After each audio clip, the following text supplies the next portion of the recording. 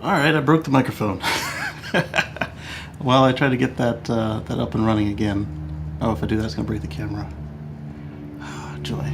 So right now you might be hearing my actual background, which is not good. But let's see who's in here this morning, afternoon. It's a mild day here at 74 degrees in Virginia. If you can hear me, put a note in the chat, please. I changed manually over to the hardware microphone rather than the filter because it decided to break right as we went live. Let's see if I can end it and bring it back without crashing anything. The good thing is I've got multiple inputs.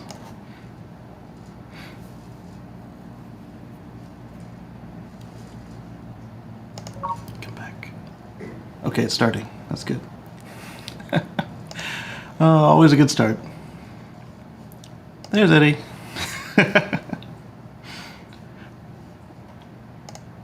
Okay, and then we want the microphone. The camera's still on.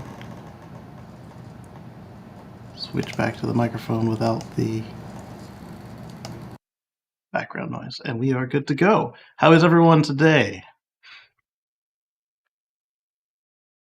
Got a whole mess of articles and such, and then we've got some news from our panelists.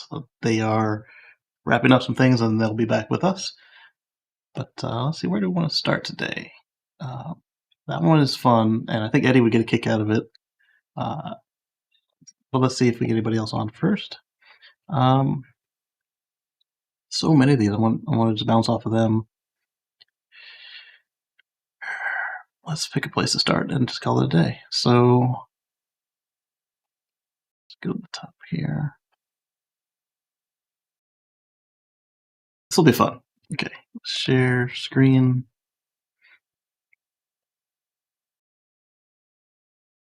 Our friends over at the Electrified Garage and Rich Rebuilds, and I guess the plumber guys, they call themselves, they made themselves a Model 3 off-road edition.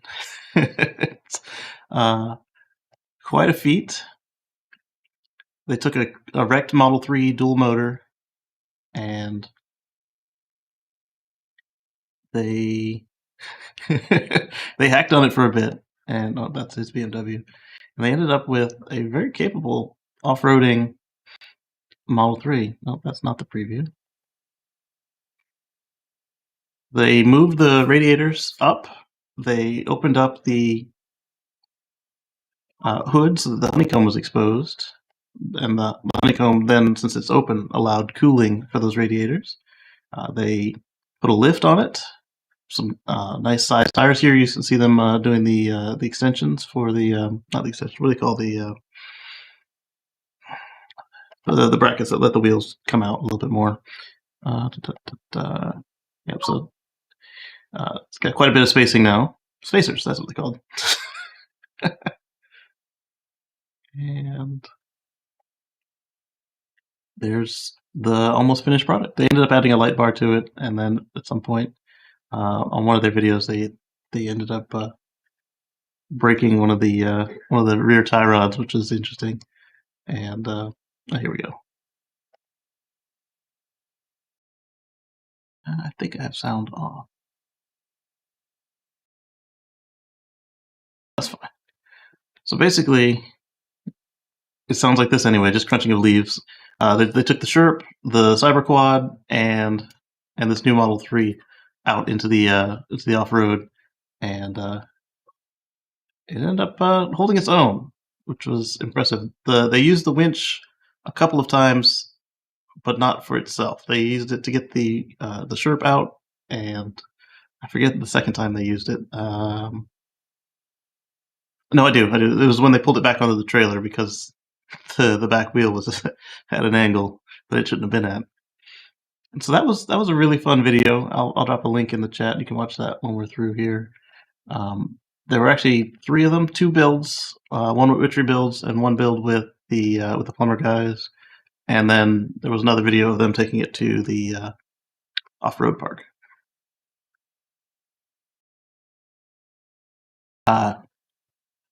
Hey, Twa, we got one of your videos to share once Marcus gets here.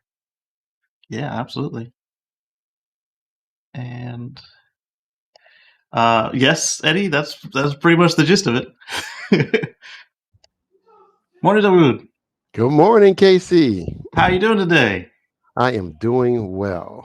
Excellent. So, as Eddie alluded to, oh wait, that's further down the chain. I'll get to it in a moment. Try not to blow the surprise for the other 2 before they get here. Of course. Let's do a share screen. This article. So I'm going to pronounce it wrong probably, but Glenfiddich, they're using whiskey waste to fuel their delivery trucks. This is supposed to reduce the CO2 emissions by 95% versus their previous trucks. We'll see. But using waste instead of virgin oil it's always a good idea because it's already there. It's a waste exactly that's already accounted for carbon. Yeah. A couple of businesses I'm involved in that use waste streams to make new products, and so it's certainly a great thing to do. Yeah, that whole adage of someone's trash is another person's treasure. Yep, that holds true here. Oh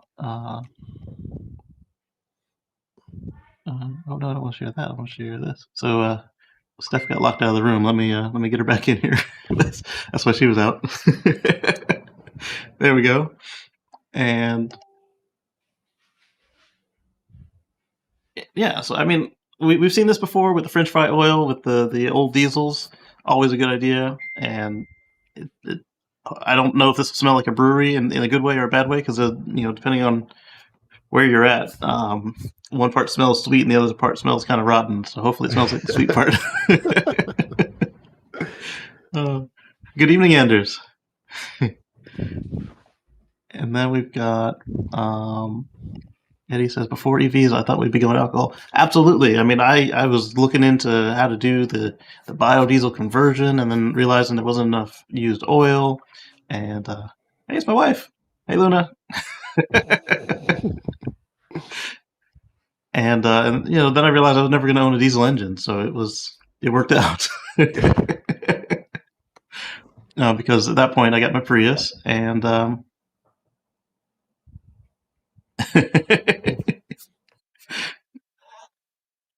and so then I went Prius, and I ended up doing the what they call the Eevee mode hack, because in the US we didn't have the Eevee button until the 3rd gen Prius or something like that. So I ran a piece of speaker wire from my headlight flasher to the ECU that controlled the Eevee mode, and whenever I flashed the bright lights, it would then allow us to switch to Eevee mode, which was great if you'd just gone down a mountain or any number of reasons why the battery would be full.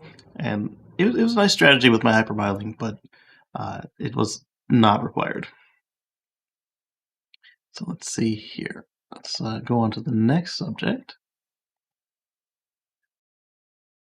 I'll save that one until Steph gets in the room.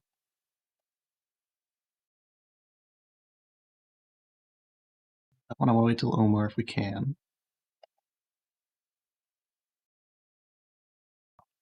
Okay, let's do this one. I actually kind of grouped them together this morning. I didn't get them all, but I did get them closer than last time. Oh, the audio was on the whole time. I could have unmuted that for you guys. Uh-oh. Did I break the... Looks like I broke the browser.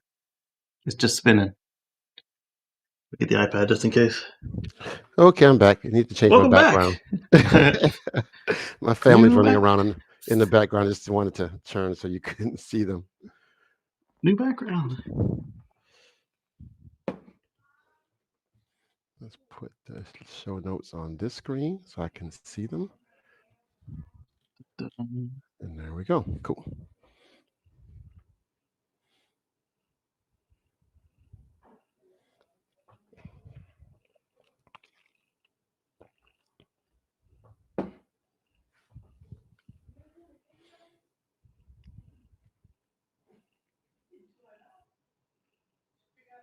And now, Casey.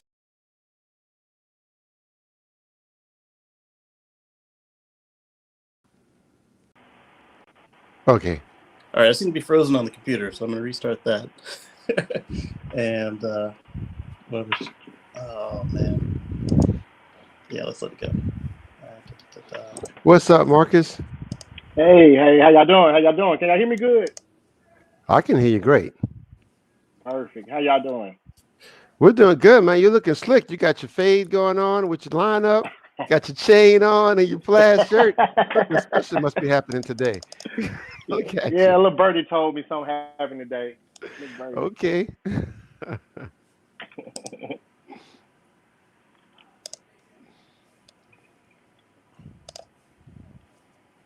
But the rain decided to come out of the blue. It wasn't even on the it wasn't even saying it in the forecast. Oh wow, so it's raining. Yeah. Can't stop God's nature though. Yeah, it is what it is. So yeah, I still have the bookshelf. It's just over there. All right. How do you love it, Marcus? What's that? How do you love it? I can't express it, real time. It's different. It's different. Wait, so is it that much different from your other S? Wow. Yes. Like even when I'm hearing a bump in the road, it's like you're on cloud. It's like it's just I don't know, man. It's just how they're I can't express it. Like it's just like it's floating on cloud. When you get a bump. That's awesome. So it's worth it. Are we getting ahead of the lead here? Yes. It's ruining the surprise.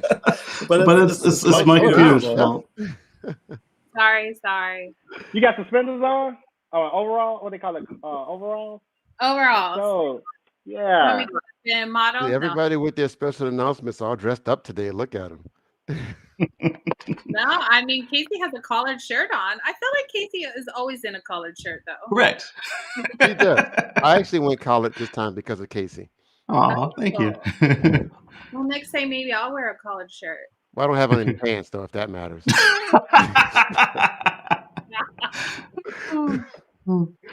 So Tiffany says, "What's up, y'all?" And let's see. I am sorry about all of the discombobulation this morning. First, my microphone was out, and then the whole Streamlab went out, and then let's see. Eddie says the alcohol thing is prevalent in Brazil. Yeah, Anderson said good morning, and my wife said hello already. Why are they all out of order? Oh well. So what I was trying to share before I killed the computer. Hopefully it works this time. Do you ever reboot your stuff, Casey? All the time. All the time. And it works right before the show, because usually I test it just to make sure, and then, well, it weren't enough this time. But as we see with spaceflight, sometimes you can do all your static fires, and then a valve goes out, or the computer doesn't like it. So this one was kind of cool to me, because people, like, we kept talking about people complaining about, what's going to happen to the battery when it's done? It's like, well, for one, we're looking at 12 years down the run, and two, nobody's going to throw away a battery that still has some value left in it. Mm-hmm. And Tesla's claiming that they can do 92, or that they do 92% of cell material recovery in their new recycling process. And that's pretty cool. That's wonderful, because you certainly can't recover 92% of gasoline. No, not at all. Yeah, so if you put in 1,000 kilowatt hours of battery, you get back 921 kilowatt hours of material. So that's quite impressive. Right. After how many miles of use? Millions and, Right. and about 12 to 20 years of cycle life at minimum. So yeah, so that's an extreme value you get for 79 kilowatts. Absolutely. Yeah. All right, so I've got a couple of videos for you guys. Waiting for the tab to come back because, well, it was mad at me. All right, let's do this one, and let's see if I can make it full screen to the window. Perfect.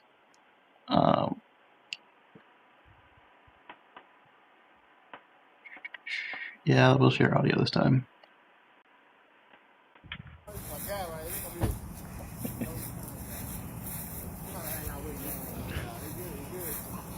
Look, we thought you was Tesla folks. It's the voice of Twa Rivers. Yeah. Recognize Twa.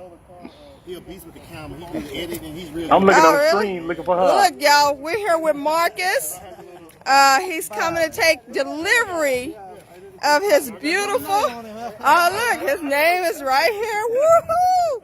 I don't know if you can see it, but he's about to take delivery of his Plaid.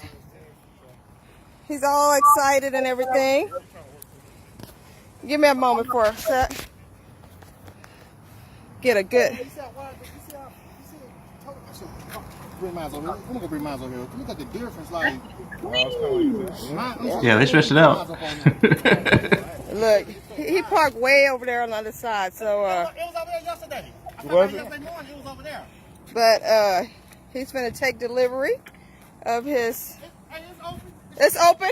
Touch the thing. It should be open. That's the color I would get. I would just get the white interior though. Too far away? You too far away, maybe? Let's see. They left the keys in there. I was like, wow, they came up on me and they didn't have access then. He's excited to get his new Plaid. When you get your new cars with the touchless delivery, Yes, this your is app Marcus opens it up. pickup.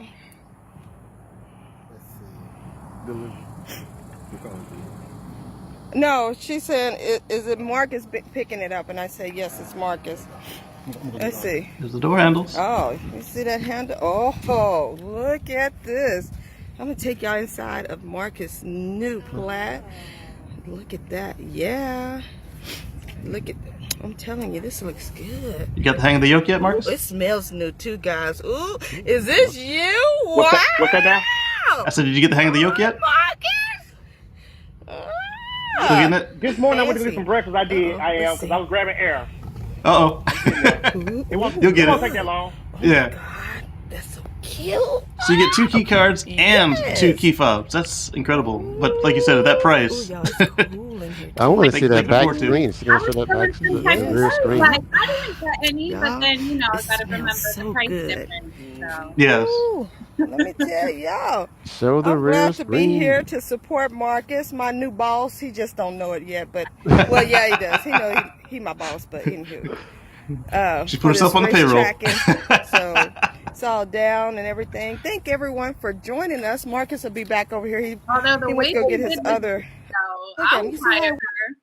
Big, keys right there? right here. Well, No, right there. all right. Oh, okay, yeah. So get your key cards. That's all right. There's a He's screen. my new Oh, there it boss. is. It's all to it. It's all my new boss. It's happening. I like that they have IR Yes. emitters on the Look at him. interior He camera, so they'll unlocking work better at things. night than it does on the 3 and the wide. What you naming it? What you naming It's it? called it's smoke. Smoke. He done named it Eevee Smoke. Woo. It's on the great. It's wordplay, but my tag say EV smoke because I'm gonna be out there on the track. Yeah. The business, man. Look, so we got people. There we go. All right, so let's go back full screen. Let Marcus tell us all about his car. So yes, like I said, coming from my 2013 P85 Plus, you know, I thought it was just the greatest thing. But after finally taking delivery of the long wait, I've been waiting for a while. The long wait. Yesterday, I had a long day at work for once, though. But I was kind of tired. But when I got that car and got in it, that kind of changed. But I mean, I gotta really say, it really, like, it drives so different than anything I ever drove. I drove That's a true, lot of Twa. cars. It's like you're riding on clouds because I Yeah. noticed like some of the roads be like you can feel the bump sometimes. With this car, it observes and just kind of make you it's like you just float. Got that new And suspension. The speed is crazy. I'm like, man, how's this car legal on the street? Like, you can just barely touch the accelerator. You barely touch the accelerator, and it's just ready to just go and just growl. We did I tested the Plaid one for a minute. You know, let the drag mode. I tried it out on the back road, and me and my friend and his wife was with me. It's like, and it's like you feel like you're in a tunnel. Just it makes a noise like you're in a tunnel, but the G forces though is just, you know, so it's amazing though.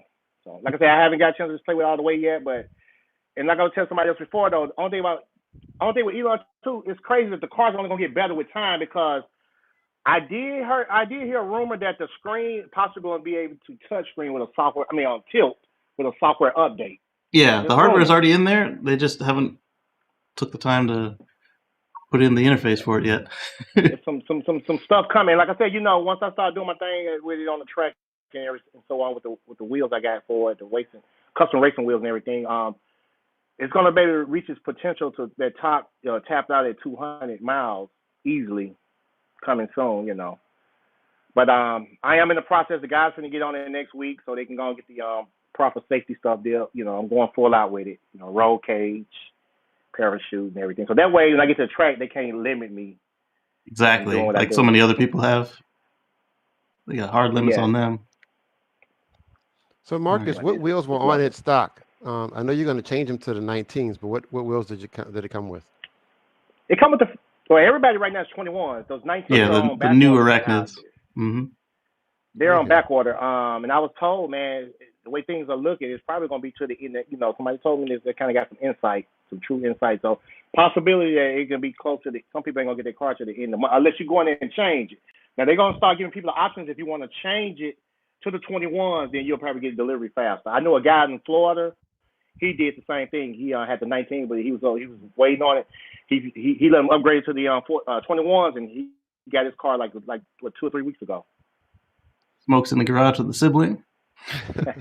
Oh, and I called it that's big little brother. Yeah. My white car is a 13, that's a 21, so that's his big little brother there. He's big, but he's little because 13 came before him. The younger one, yeah. Like my little brother's taller than me. Big little brother. So that's right. And then Marcus finished this garage Friday night.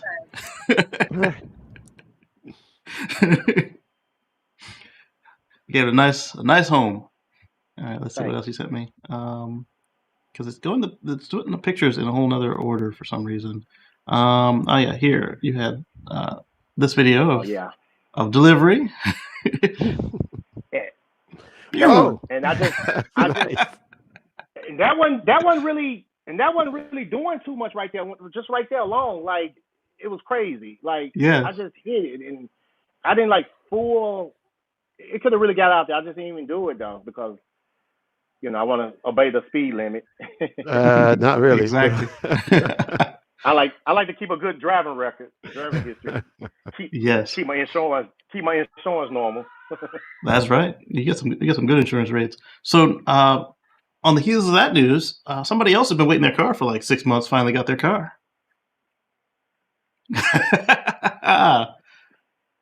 Would you tell us a little bit about it, Steph? I just put biscotti in my mouth. Impeccable timing. That's what I get for always eating on your show. Sorry. Nope. Finally, my car came. Not with a little, threatening on my part, but finally got it. Not the color I ordered. But I have to say it's pretty cute. I think it'll look even better with the windows tinted. I haven't been able to drive it very much. I think it was delivered on Thursday.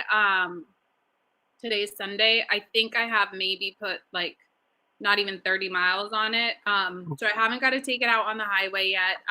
Just, ran to pick up some takeout and ran to the pharmacy, but that work has been kicking my tail. So, gotta have money to pay for that shit, but sorry. No, it's super cute. And I feel like every time I walk by the garage, I'm like, oh, which I have to say, I have never thought that the Y was a head turner or like an attractive looking car.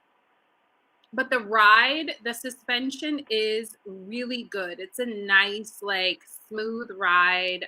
It sits much higher than I remember. And it is kind of cute. We'll see if I wrap it. We'll see. I mean, since it's white, I feel like I hadn't wasted money on a color and then covering it. So we'll see. It still was a little underwhelming. Like, they delivered it. I didn't know they delivered it, and I was working, and I checked my email, and I'm like, oh, and I had heard my dog making noises, but I figured it was just like UPS or FedEx. Like, it was UPS, all right.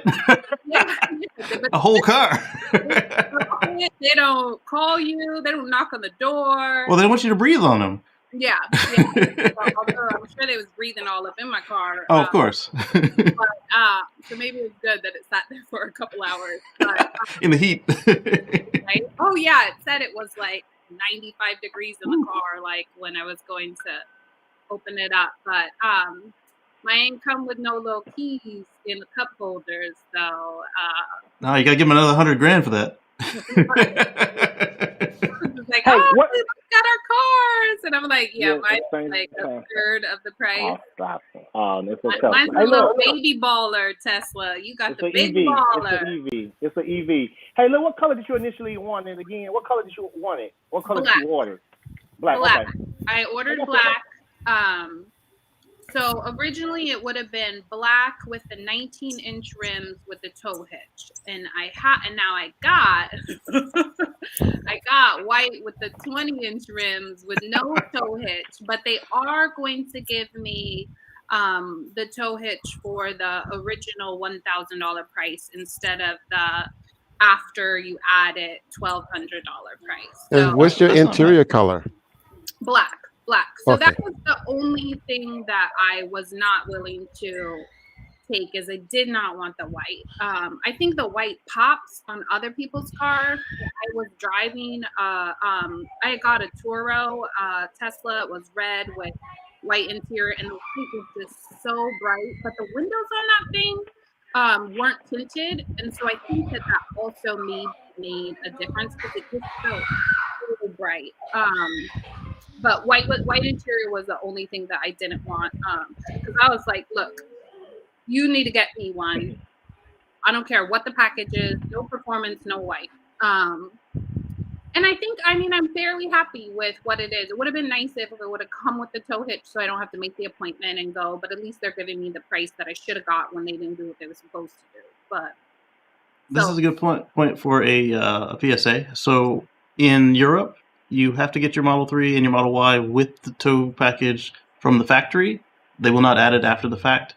Mm-hmm. And on the Model X's, for a while, they were adding it. So you can, if you get a Model X that doesn't have the tow package, which would be 2016 to 2017, it was its own separate package.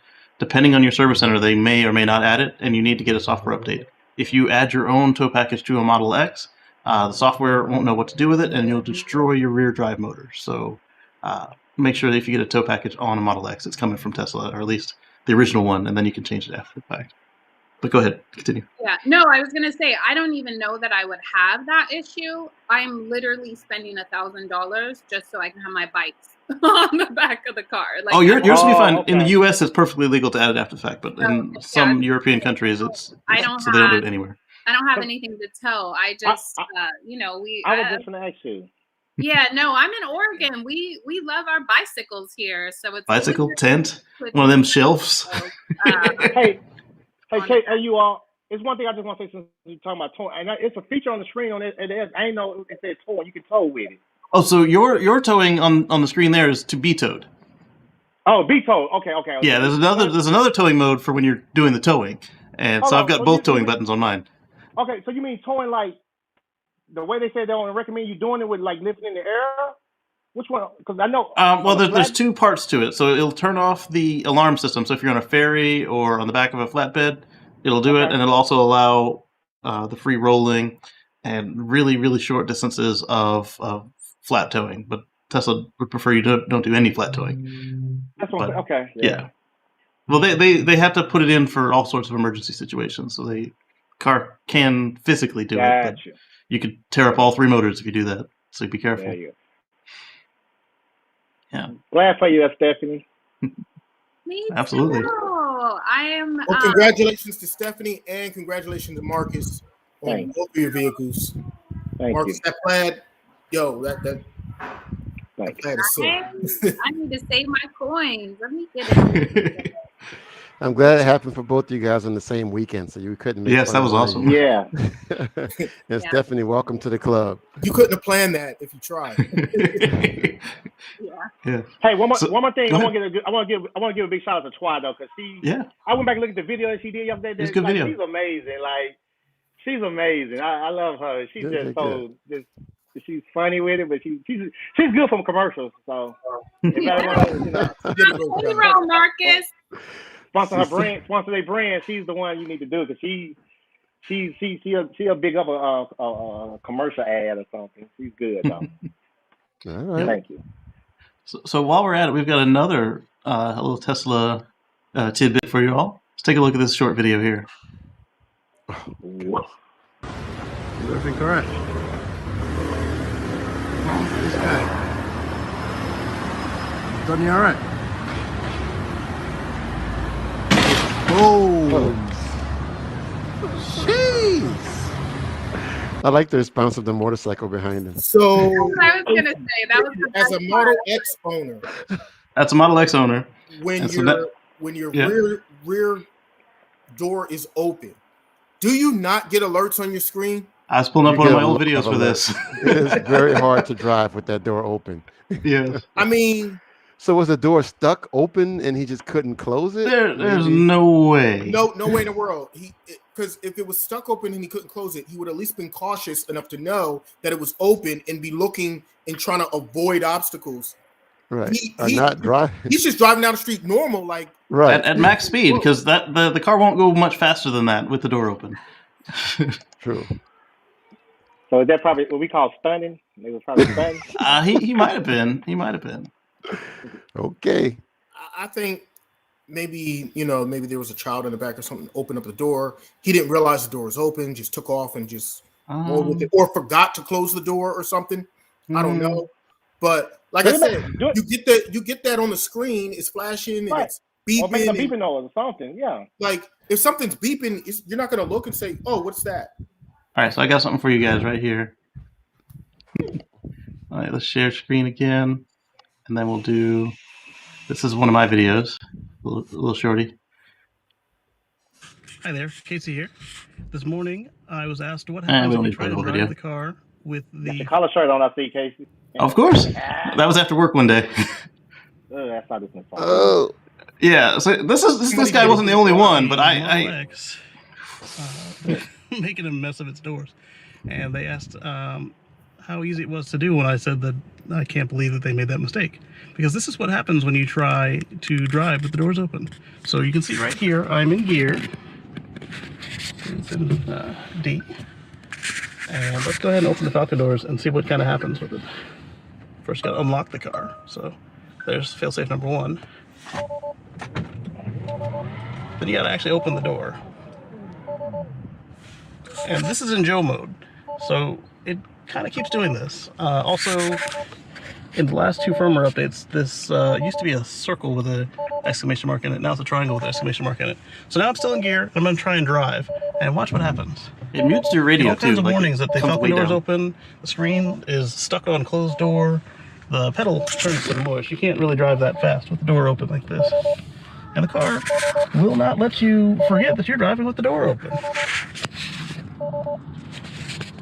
So, I don't know how they made this mistake. And then hit a bus!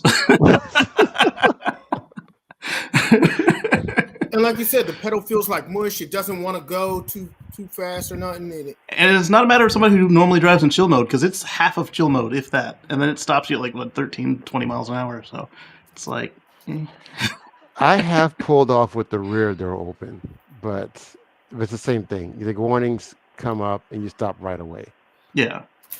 Right. I saw a couple of people comment like, why doesn't it, why does it stop you? Why didn't it stop you? Or, how could somebody, why isn't there a warning? I'm like, there are plenty of warnings. There's several good reasons not to stop you. You could be in a parade. I think it's probably a safety thing that, say the door sensor says it's not closed, but you need to get away from a situation. Like, you might be being carjacked. I would much rather drive with the door open than have to sit there and take it.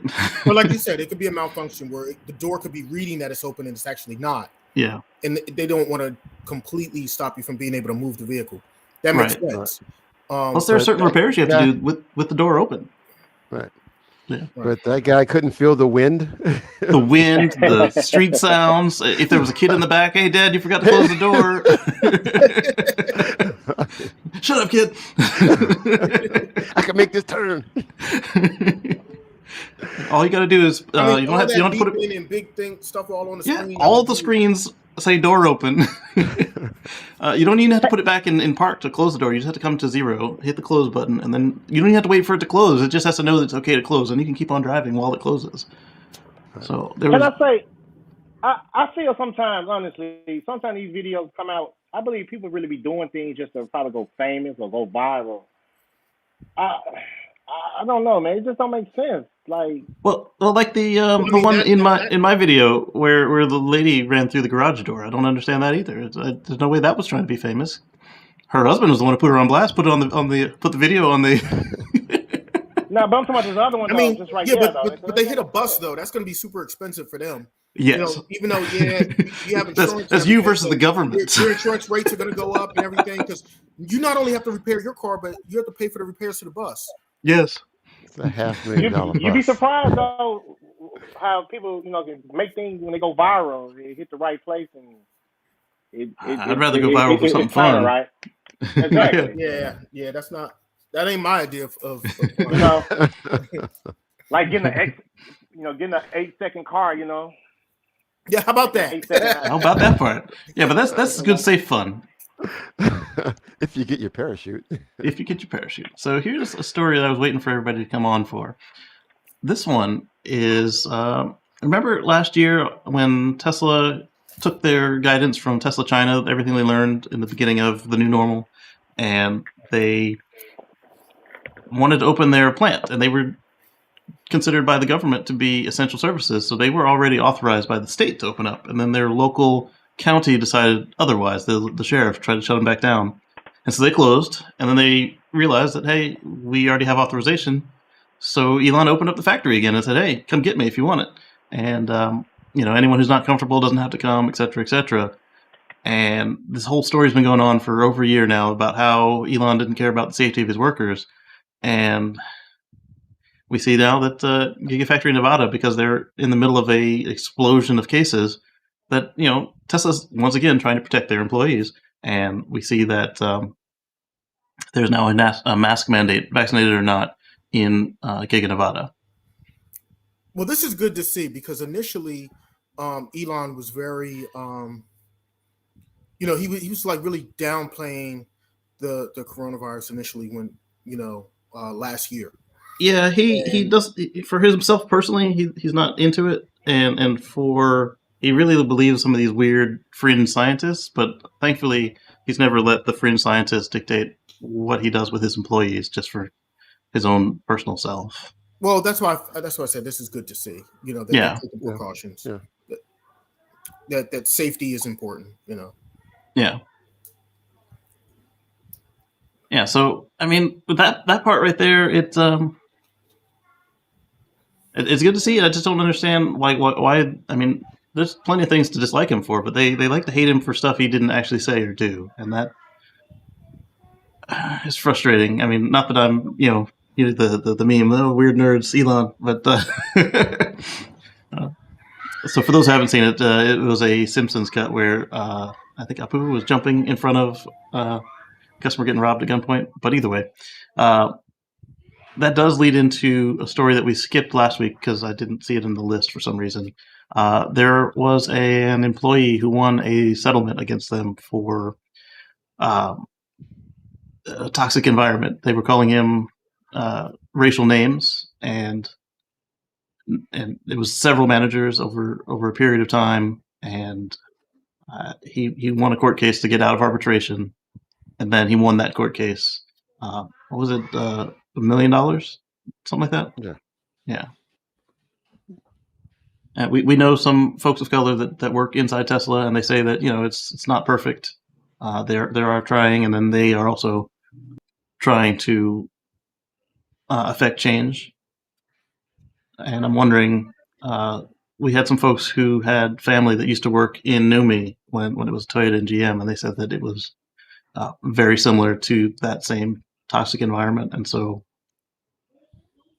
shortly after this, in the middle of all of this, we got a diversity report from Tesla that showed that they had work to do. It showed what they had done, and it showed that they were trying to improve upon it. And I don't know if that was a reaction or if it was because some folks finally got some recognition, and then they pointed out that, hey, you guys have more to do. So how does everyone feel about this particular case and the situation over there as it is going? I would have gotten more than $1 million. Well, I feel like they need more diversity at the top. Yeah. Because if they had more diversity at the top, this type of thing, it wouldn't have been allowed to happen. If it did happen, it wouldn't have been ignored. Right.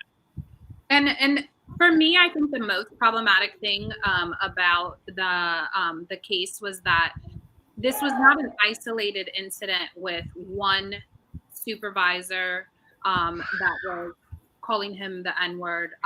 This was multiple people. And so that to me is it's evidence of a cultural problem that it's acceptable behavior there. And more than that, like the length of time and the number of people that were doing it, like I'm sorry, but $1 million is not enough compensation for him to have endured that. And I also feel like there should be some government investigations into the business practices that are allowed to occur. Like you cannot, you just can't have a business like where your employees are subjected. Like, do I want to keep my job and support my family, and I have to tolerate this behavior, or or do I leave and walk away from great employment, potentially, depending on how you weigh it. But I just $1 million is not enough compensation for this person. I'm sorry. Well, especially considering the fact that $1 million, if you look at it, like 2/3 of it went to his lawyer fees or something. So, yeah. The lawyers get paid, but always in no matter what the case is, the lawyers always make out. Right. But it seems like it seems like it should have been a little higher because it should have been more compensation directly for him for what he had to go through. But like I said, it just shows that they really, really need to diversify, especially in management, in the upper management and the upper levels. Because if they had more diversity at the management level and at the top levels, then this sort of thing it wouldn't happen. Yeah. So here is the Tesla diversity or not diversity report. Sorry, the Tesla ecological impact report for 2020, and the word diversity appears 33 times in the document, and it's always verbiage like this. Principles of diversity, equity, and inclusion built into all aspects of hiring, promotion, and retention. So it sounds like they're trying to turn this massive ship around, but like here on this page, wow. So I don't want to jump on their case, but I do want to recognize that they are trying, and I do also want to recognize that they're not done yet. I mean, they're obviously nowhere near done. Even on this page, they're talking about diversity, but then if you look at the picture, Yeah. It's barely. I mean, yeah. So here they say they have underrepresented communities in the U.S. workforce versus in their leadership. So they recognize their leadership isn't good. They've only got 1% additional groups, 4% Hispanic, 4% Black, and 24% Asian in leadership at Tesla. And that was after they started fixing the lower levels. This is what we got at them about not having diversity in leadership. It leads to not having a diversity of thought. I mean, if you don't have enough, just speaking as a black person in this country, I'm sorry to cut you off, Casey, but just knowing that we're about 14% of the population, and then if you look at it, 10% of the employees, but only 4% in the leadership. They definitely have a ways to go. Exactly, and then I'm sorry, I forgot where I was going with that, but they're doing better at the workers, but they need to do better at the leadership. And if you, for instance, if you don't have any women on your board, or even worse, not just the board, if you don't have any women in the product groups, you end up with stuff that's hostile to your female customers. Like for the longest time, there was no place, that like we discussed this with the vanity mirrors, for instance. Omar, Stephanie, and I, we were talking about the vanity mirrors, whether they were there, whether they were small or they were lighted. Like initially, the car shipped without visors, let alone mirrors, and then the visors that shipped had no mirrors in them, and then they finally got lights 6 years later. And ones they have now are still trash. They could be better. No, I mean, I think that's so, because if you are experiencing like behavior that is making you uncomfortable or that you feel like is illegal or compromising like your safety at work, but you don't feel like there's anyone above you to complain to without having potentially who is beating their children. I didn't think you guys could hear that. Yeah, we hear that loud and clear. Marcus, you beating those children over there? That's the Woods girls. Oh, okay. Go do your homework. But no, I mean, I think that not only do you have to have diversity, but you have to have a culture where it's okay to say this happened, I'm going to report it, and I'm not going to be penalized for reporting that behavior. But I think that just like the fact that it was multiple people that had engaged in this behavior, like, to me, that indicates that it's acceptable practice to use that language at that Tesla facility and use it without any repercussions. And that is awful. Yeah, like we just had the harassment refresher training at my day job. And one of the things they brought up was bringing it to attention. Like, if you guys are equal, say, hey, that ain't cool, dude. And if you're not equal, how to tactfully bring it up with your supervisors, because this particular organization is very rigid with the role of leadership. So how to get that across without ending up getting fired or in trouble. Not that retaliation is cool or accepted by this place. They recognize that it's likely a possibility if you make somebody look bad in front of everybody. So this is not just a Tesla problem, but and certain things are obvious. Certain things you shouldn't have to explain to someone, hey, this is offensive. You shouldn't have some to. Stuff is obviously offensive. Yeah, and so it shouldn't be done. There's no room in it in the workplace. Yeah, like, hey, that's not a cool joke. Let's knock it out. Let's not do that again. And then they said at this point, once you've given them that admonition, you then want to start noting it. This guy, the only reason he won is because he had all of this documentation of it. It's not just everybody else saying, oh yeah, I agree, I saw it. It's happened at 12 p.m., happened at 1 p.m., happened on these next couple days. And what's crazy is how much did it have to happen at first before he started writing everything down and documenting everything? Right. So here's a little, I guess, a little off to the side is, I wonder if things would have been any different if he had the protections of a union. Maybe. But not the UAW, another union that's not trying to shut them down. So no, that's just a big issue at Tesla, not wanting there to be a union there. Well, it's not so much that they're anti-union; they're just anti-UAW. UAW. That specific union. Yeah, because like when you go back and look at all of Elon's talk on the matter, a couple times he's even offered to help them start a union, as long as it's not that union. Because this same union left the Fremont plant when it was NUMMI, left them high and dry to protect the core. These were actual automakers at this point. They were making gas cars. Right. They weren't even making hybrids. So this was like exactly what they were supposed to be protecting. And then, whoops, sorry. Same thing like when they talk about how you need a dealership to protect you from the manufacturer. You own a Hummer or a Pontiac. Whoops, sorry. You got no protection. So that was an excerpt from the Tesla Climate Impact Report. Or sorry, the Tesla Impact Report of 2020. I haven't finished reading it because it was long and I kept opening it on the phone and then getting distracted. So now it's on my PC. I'll probably finish it after this. But that leads us to an article I found in the New York Times.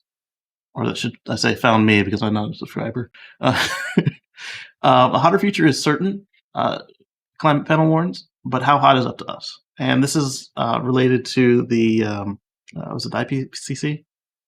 Either way, they this climate group said that basically now there's not much we can do to. We have this whole Paris Accord and all these other initiatives to try and maintain what we have today, but they're saying that now it's a foregone conclusion now that's going to get worse. And if you guys have seen the graphic where it's like climate change is not caused by humans, blah blah blah. Okay, maybe it's caused by humans, but it doesn't make a difference. And then they go oops, and then they go oh poop. We're in the oops section right now, so we really have to get our corporations and our personal selves to react to this growing threat, because we see this happening right now worldwide. We've got fires in the western U.S. We've got fires in Greece. We've got fires everywhere, and then we've got droughts where there were never droughts before, floods where there were never, well, not never, but you know what I mean, where it doesn't normally flood or have a drought, and we're running out of time. Well, I mean, the report just came out that the month of July was the hottest July ever. That was one of the other ones I was going to share. Ever. I mean, in history, in all of the history of since they first started collecting any type of data, the hottest July ever was, and including like ice core samples. So like even before we were keeping records. And I think that the important thing to think about, though, is not just like, oh, it's hot, like it's going to limit the amount of time we can spend outside, but people are dying. Like not everyone has air conditioning. Like I know I live in Oregon, and like we had Oregon and Washington State had record number of deaths for not only homeless people, but elderly people that lived in houses that didn't, because Pacific Northwest, like a lot of the older homes don't have air conditioning, and a lot of people died. And it's really just like, you know, sure, like I prefer moderate weather, and, you know, as it gets hotter, it's like, inconvenience. Like I can't do as many outdoor activities. Like I'm definitely not riding my bike when it's 95 degrees.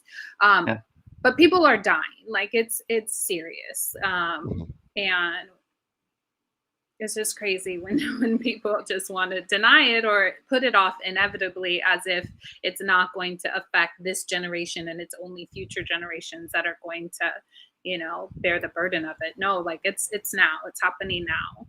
Yeah, it's to the point where California has limited the almond farmers and a couple others from how much water they can withdraw from the aquifer.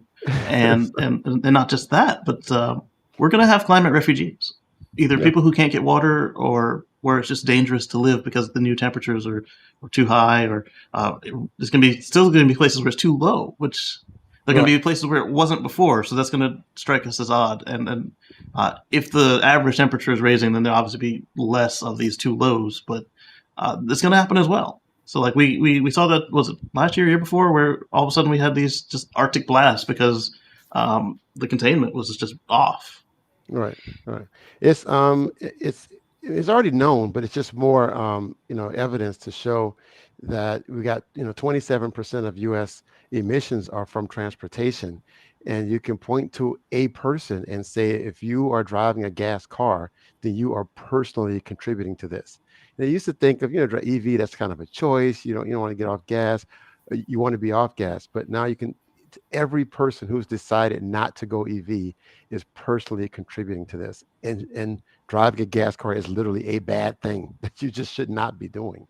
Yeah. And it's not just us. I mean, if we take all private transport, convert it to EV, stop with the disposable one-use plastics and the throwaway clothes society, we will still be the top 100 companies in the world will still be at 70% of emissions. So we have to help ourselves because we're 30%. That's nothing to sneeze at. Right. But then we also have to push the governments and these companies to do sustainable practices. You've got some like Microsoft and a couple others are pledging to reduce their emissions to zero, and then Microsoft again is pledging to reduce all their emissions ever to zero, and then go back and then make them negative. But not everybody's claiming to go back retroactively and do it. But and then once they get themselves, they want to go back and then get all the usage from their customers out. So like me using this computer, if it wasn't powered by solar, they want to get that out. And so it's some places are doing the right thing, but that's not everywhere. I mean, we've still got we just had a report 2 weeks ago about how ExxonMobil was using their lobbyists to try and fight this and fight this, meaning not fight doing the right thing, so they could make more money in the short term. They want to make more money each quarter rather than make sure there's a planet to survive so they can make money for the next 20 quarters. Right. So I think part of the problem is people are against change. People don't like change. Human beings, human nature, we're creatures of habit. We like to do the same things over and over. We don't like any change, especially if we feel like that change is being forced upon us. We like to, if we do change, we like it to be our own idea. Like, yeah, I decided that I'm going to do this. So I think that's where we are with, the climate change and people changing and doing something different as far as getting off of gas, getting away from single-use plastics and different things like that. It's a real hard transition to push people in that direction because people just don't want to change. On top of that, that's part of the problem that we have with COVID, where people don't want to wear a mask and they don't want to social distance, or they don't want to do, even if it's a temporary change, like, hey, just do this for the next 6 months or 3 months or whatever it is, so that we can get past this point and get away from people didn't even want to do that. So that's why that's the never ending thing right there. So it's a real battle. This is going to be a real tough battle to get, and I think it's going to be probably easier to force people's hands by forcing the companies and to transition than it is to force the people on their own to make the choice to transition. If your only option is to buy an electric car because they don't make gas cars anymore, you're not going to have a choice. You're going to have to eventually transition. I agree with everything you said. I would just add on that I think that we need to hold our elected officials accountable and make sure that, number one, they stop taking so much money from the fossil fuel industry, but number two, that they make it easier for everyday people that want to make good, positive decisions that are going to help combat climate change. So the whole debate about we're going to put a $40,000 limit on the EV rebate.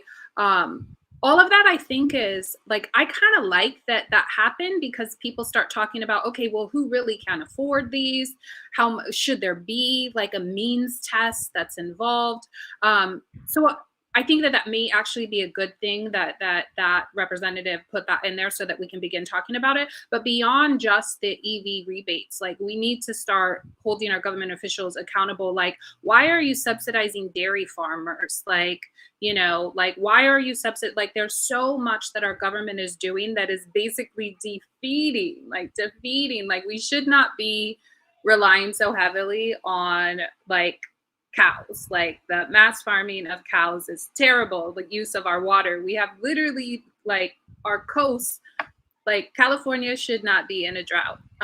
But we are wasting water, cattle farming. I mean, there's so many different things where it's like our government is going to spend so much money to like reverse the effects of climate change, but it's like you're doing both. You're doing both. Right. You're not going to make progress because you're subsidizing the fossil fuel industry, but at the same time you're saying, okay, we're going to invest all these billions and trillions of dollars to combat climate change, but it's like it'd be cheaper if you do one.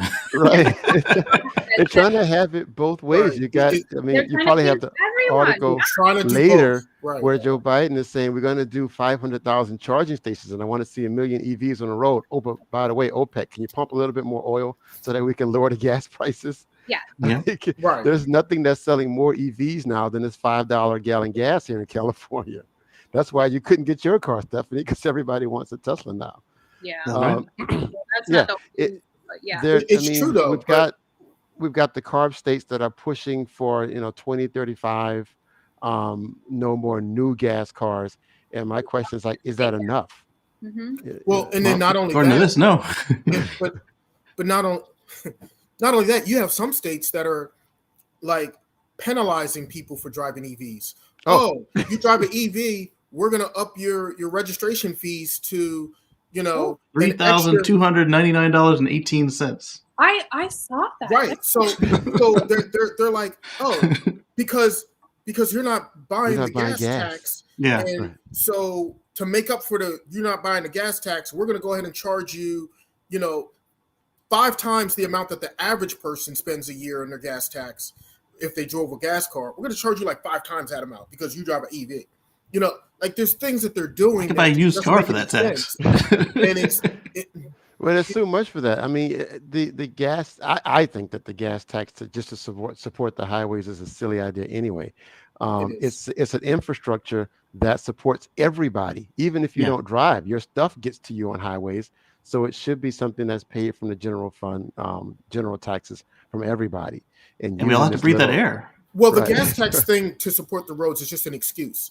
That gas taxes actually just go into the general fund, and they use it for whatever. They don't just use it to support the roads. I'm not saying they use it for everything, which is why that's the reason why, like certain states, you'll see the roads will be terrible, even though they have a fairly medium or even sometimes high gas tax, but yet the roads are terrible. Why? Mm-hmm. Because all that money's not going into the roads. That money's going to the general fund that they're paying for other stuff. But they need to stop saying it because there needs to be a tax on gas though to stop its use, to slow down its use. But like the tobacco tax, right. Yeah, I like that. Right. A carbon tax. Yeah. Don't say that. So the other thing they always overlook is that doing the green thing is usually cost effective. Like so many of us have solar on our houses, and what happened to our bills? They fell to the floor. And then we got electric cars, so now we're filling up every day for no extra cost, and we're riding on sunshine. Some of us ride on static, but then you come back home and plug into the sun again. Even with like we grow our own herbs and peppers here, and that saves us oodles of money. And the kind of peppers that my wife likes are the Thai peppers because she's Thai. So now instead of flying peppers halfway around the world, they grow right there in our living room. All right. And instead of paying $8 a pound, it only costs us water and occasional fertilizer. So we're saving money and saving the planet because now there's not a ship and a plane and a train and a truck and then the grocery store. And then if you start composting, you can make your own fertilizer. That's true.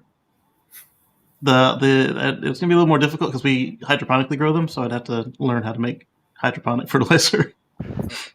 Yeah. But like in the backyard, in the garden pot garden, that would work. Yeah. So staying on the same subject, Smart News from the Smithsonian Magazine is reporting that the permafrost in Siberia is a ticking methane time bomb of greenhouse gases, according to scientists. And that's going to be a problem because methane is a greenhouse gas, and it's worse, way worse than carbon monoxide, carbon dioxide, and water. And that's a problem. Yeah, water vapor. Big problem. Yeah. All right, this is depressing. Almost done. So like I said, I haven't gone through the Tesla climate impact report, but they talk about how their impact on their cars has gone. I wish I knew which pages they were on. I'll probably bring it up next week and highlight specific pages. But you can read that at, let me get the link to that bad boy for you guys. Copy link and pop that in the chat.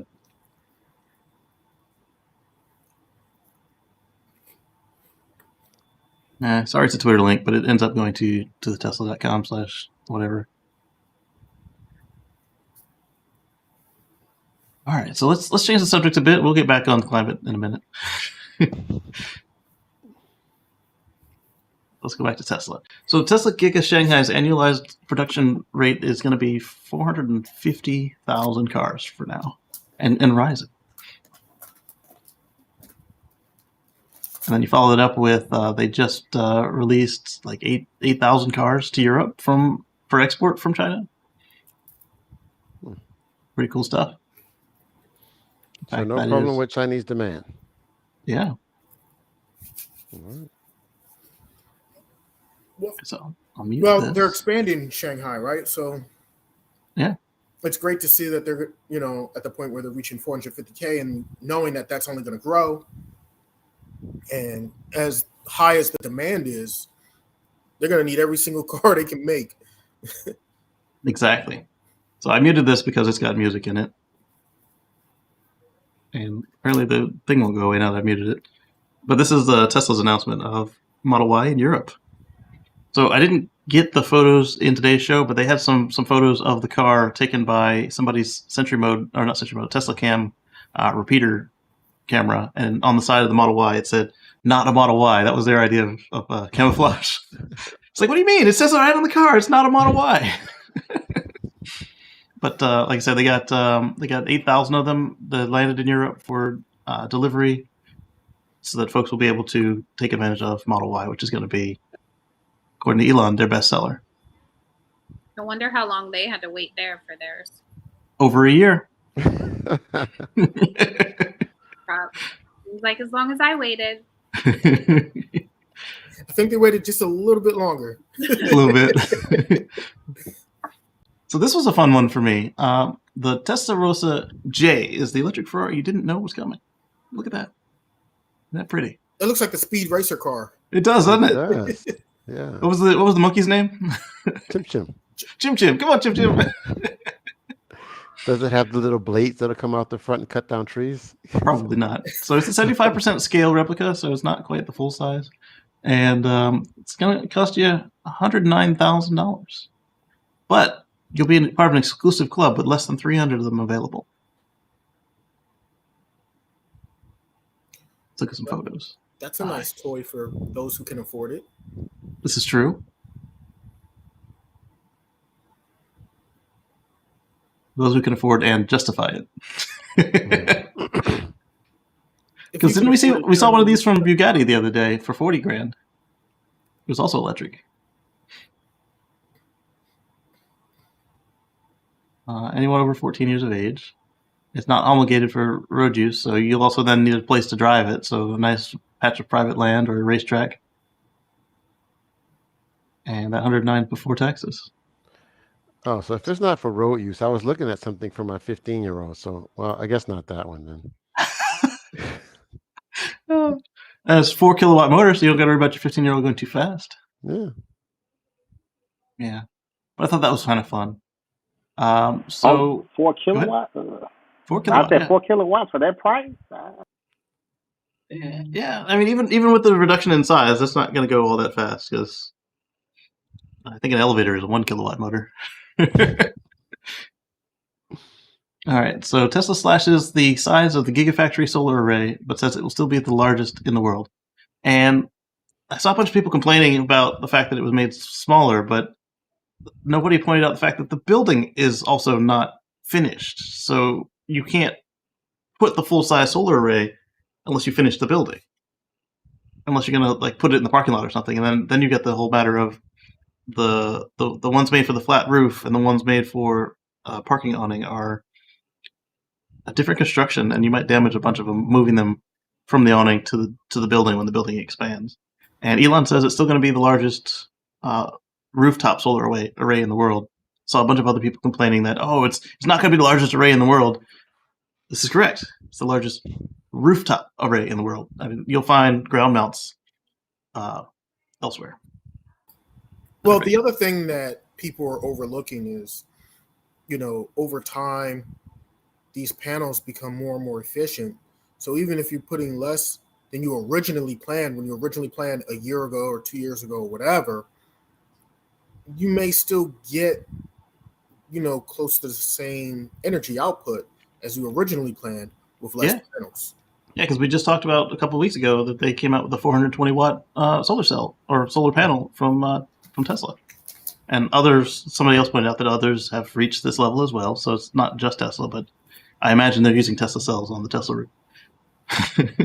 Do we know how much of the Gigafactory's energy output is being offset by these panels? It's in the climate impact report. Get back to work on that impact report. Yes, I saw a screen grab of it in there. So this is by Green, and he says that in 2024.24.1, not a typo, they later have revised this down to be a 2021 build. But if you got it, that was valid. Active noise cancellation on your Model S there, Marcus. Improved lane guidance and including voice map prompts for speed and radar locations. That's kind of cool. Maybe also if they'll do photo cameras, that would be nice. It does traffic cameras and bus lane detection, and alternate route selection. That is only available in China right now, unfortunately, and you need new maps. Wow. But I'm looking forward to the alternate routes because here, man, oof, the road will just come to a stop. Does it say waypoints anywhere? No. 2 weeks. 2 weeks. 2 weeks. He didn't even guarantee that. He just said fine. You can get some waypoints. So on the newer cars like Marcus's, there's a new interface for auto park. It uses the cameras instead of using ultrasonics. The ultrasonics are still there, but when you go past and you get the P, Marcus, actually this is all new to you because your last one didn't have any autopilot. But right. your wife's car has autopilot, right? My wife ain't Eevee. She don't want to give it to her. She okay. With Eevee. I'm trying. Sorry, I thought you had 3 for some reason. I apologize. No, I had a couple of loaners. I had a couple of loaners in testers. Okay. I was testing out some Ys, some Model Ys for like a there you go. driver. So instead of shifting into reverse and hitting the P or the park or whatever, they keep changing the interface on the horizontal screen cars. But on your new one, whenever you turn on the advanced features, you'll get the P, and then you have to just hold that blue button to auto park for like a beat, and then you can let it go, and you'll see the yoke flipping around. It'll park perfectly in the lines using the cameras. And Green has pointed out on his car, so we're all getting the software. It's just we don't all get the access to it. And he pointed out that it works exactly like the current one does today, except instead of ultrasonics, it uses cameras. It's just as slow, just as many extra turns. But now you don't need another car next to you to do it because it can see the lines, and that's exciting. Wait, does mine do that? When you get the update, yeah. If you got FSD, it does. Yeah. Oh, with basic, no. No, yeah. You basic. It's white. You can get it. You can subscribe for a month. You can try try it out for a month. I would personally, if you don't buy the package, I would personally wait until they put some more features out before subscribing. Right. Oh, okay. Unless you do a lot of driving. So I have a question. But it doesn't work in white cars. Right? It's too cheap to pay for a color. You can't have it. No, you can't have that. Question though. Can I do the $199 for 1 month and then stop it the next month? And then if I want to do it yes, you can. Yeah, that's what I was saying was hold off till Yes, they you can. put a few more features and you start driving some more. Then I would try that out in your case, unless you want to buy the whole thing. My 30 miles in 3 days. Right. So it'd be expensive right now. It's not like the old cell phone days. You have to get the contract. You know, you locked in. Yeah, yeah, you on and off. Yeah, you can on and off. Yeah. And Stephanie, just to your point about the white being the basic color, just so that you know, originally black was the basic color, so white was an upgrade, and people paid for white. Right. They paid extra for that. And in the very beginning, a color for free that used to be extra. $1,500 extra. So when they first started, they had two colors for free. They had flat white and flat black, and then they had obsidian black, which I have, and they had pearl white, which you have. Then flat white got canceled, and then black was the only free color.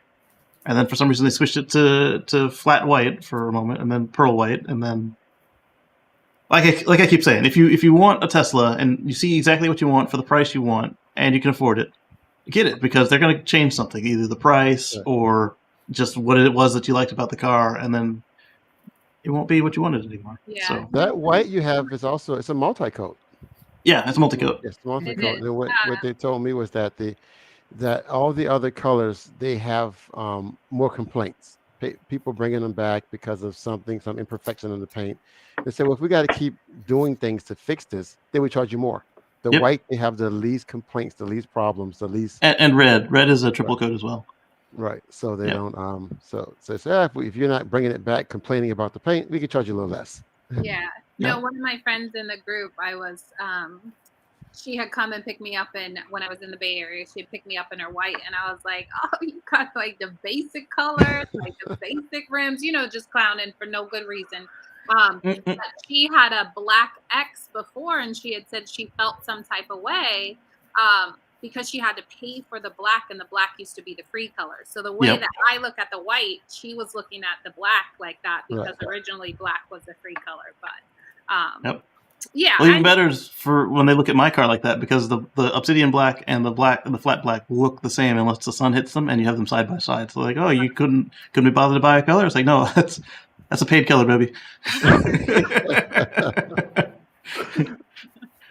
So one other thing that Green pointed out I thought was interesting, well, two really.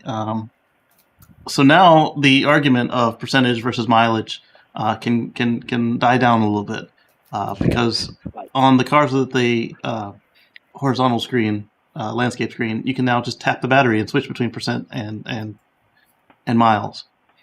Although I did it immediately. Right? I did it immediately. I like percentage. Same, because then you don't get mad when the thing says 40 miles under or 100 miles under, and then you still drive it and it does it anyway. The guessometer, the miles is just but the percent. Like when you pop in the map and hey, I want to go here, and it says you'll get there with 12%, and it's usually pretty darn accurate. It says you'll get there with 50 miles, and you get there, it's like 12 miles, and you're just mad. Right. The mileage thing is a guess, and your miles will vary depending on how you drive and everything. But the percentage, I like it because to me it's more accurate. It tells me, all right, you're at 50% now. All right, you're at 30%. I know as I'm getting low, where exactly where the battery is. How low am I? Plus, since I've got full self-drive, not the beta, but I've got regular full self-drive, I put everything in there. I'm going here. It's always in the map. And it's like, hey, you'll get there with, it'll take you 12% to get there. Hey, you'll get there and you'll arrive at 50%. So I know before I get where I'm going, if I, not just from conceptually, but I can see that the car knows based on weather, traffic, and terrain that I'm not going to be low. Or if I am going to be low, I know that, I might want to stop for 2 minutes at the supercharger. Well, that's too short of a stop. 5 minutes at the supercharger. For me, it's still just a holdover from my gas days, even though I've been EV for like 6 years almost now. See, my Prius ruined me of that because it was always wrong. I still leave it. Because it's crazy. So when I'm doing a road trip, I still leave it like on miles, but I have the trip computer on percent. And I spend most of my time looking at that and calculating and figuring it out. But I just leave the one on my dash on miles for some reason. Yeah, one of our friends, Drew, he likes to point out, I don't they don't have percent on the sign. It's like, yeah, Right. they don't. But the miles don't work either. Yeah, the charge is 27% away. You'd be all right. Yeah. So the last thing that Green pointed out they put in there is I had a video on how to keep the Wi-Fi on when you drive, so that you can not have to pay for premium if you don't want to, or if the Tesla network is down for some reason, which happens like 1 or 2 times a year for some reason. So you can then keep your music and everything going through your cell phone. And so now Tesla has given you that option as well. The reason they got rid of it in the first place was people were driving away from their home and then complaining that the radio stopped or whatever other data connection situation was happening. And rather than explain to them that, hey, you got to wait for it to come off of the Wi-Fi, they just had so many complaints they just cut off the option entirely. And now it's back. I guess you'll have to designate a particular Wi-Fi as a hotspot, because I think what's going to happen is you shift into drive and it's still going to come off the home Wi-Fi just so those complaints don't come back. But we'll see. Breakneck Trent has a great question. He's going to keep his Cybertruck in the stainless steel. Are we going to wrap ours? Oh, I'm going stainless. I always wanted a stainless steel vehicle, like ever since the DeLorean back in the day.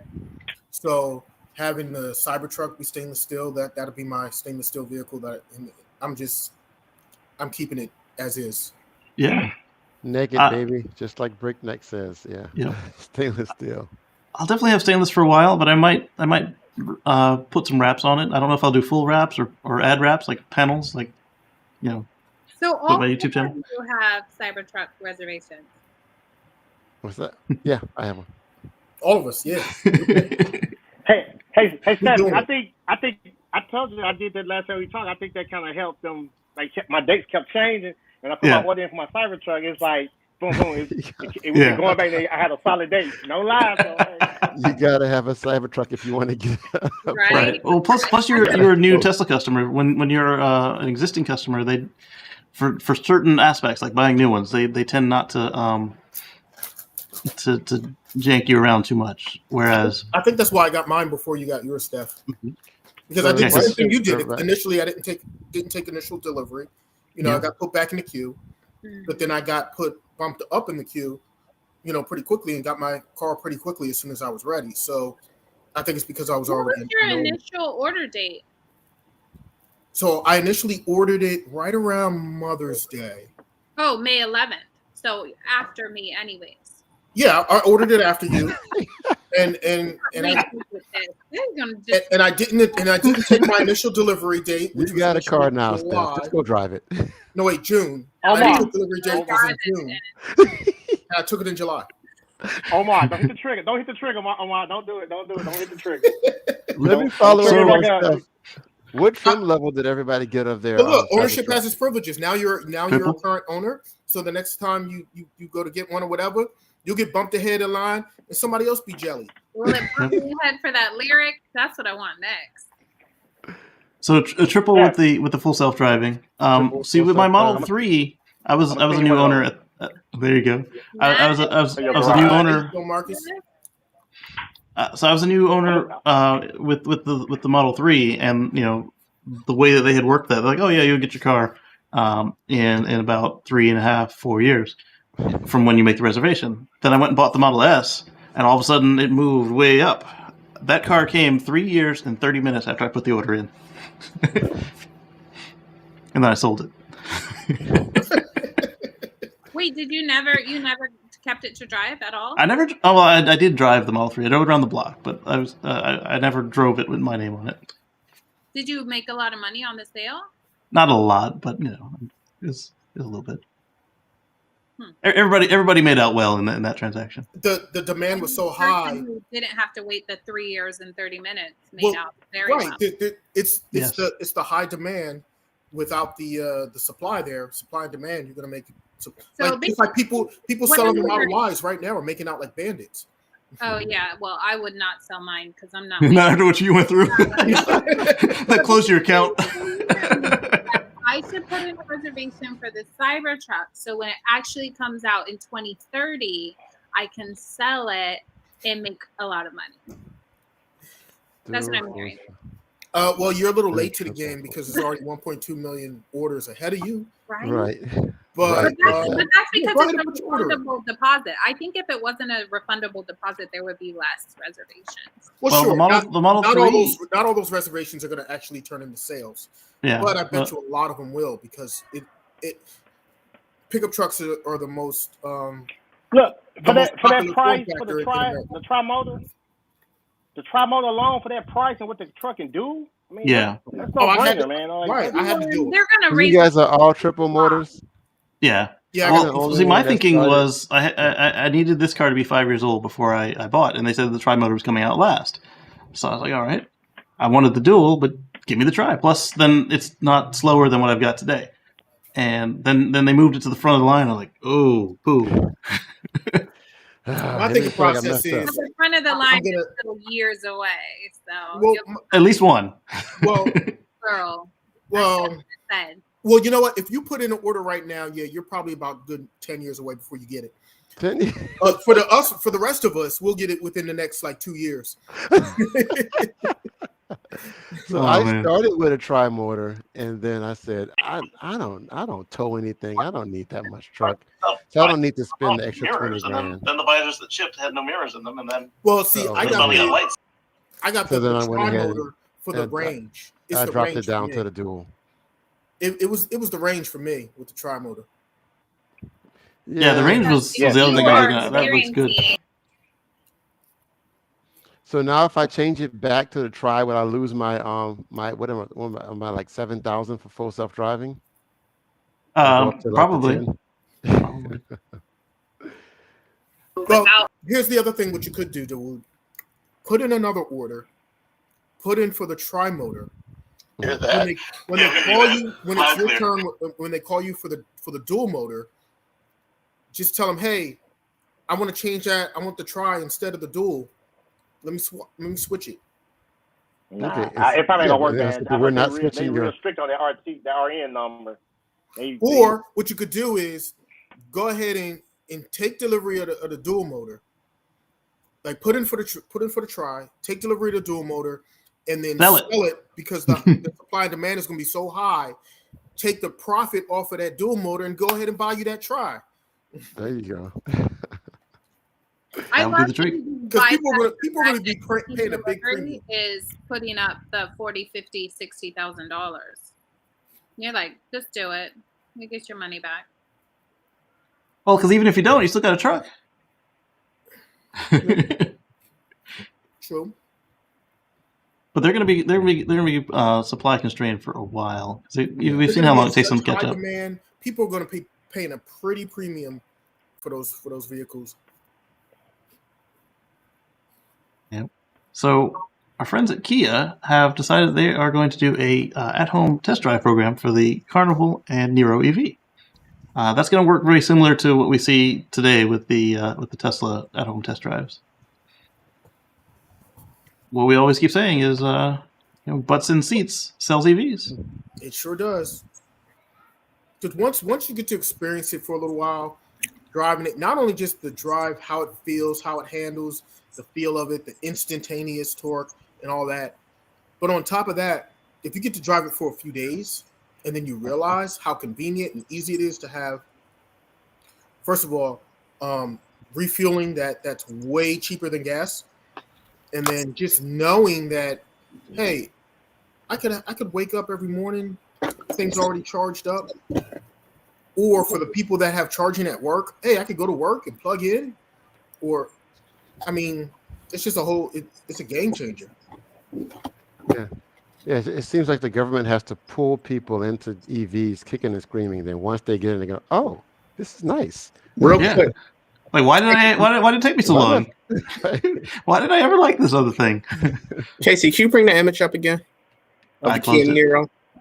That wasn't the Niro. That was the Hyundai Carnival or Kia Carnival.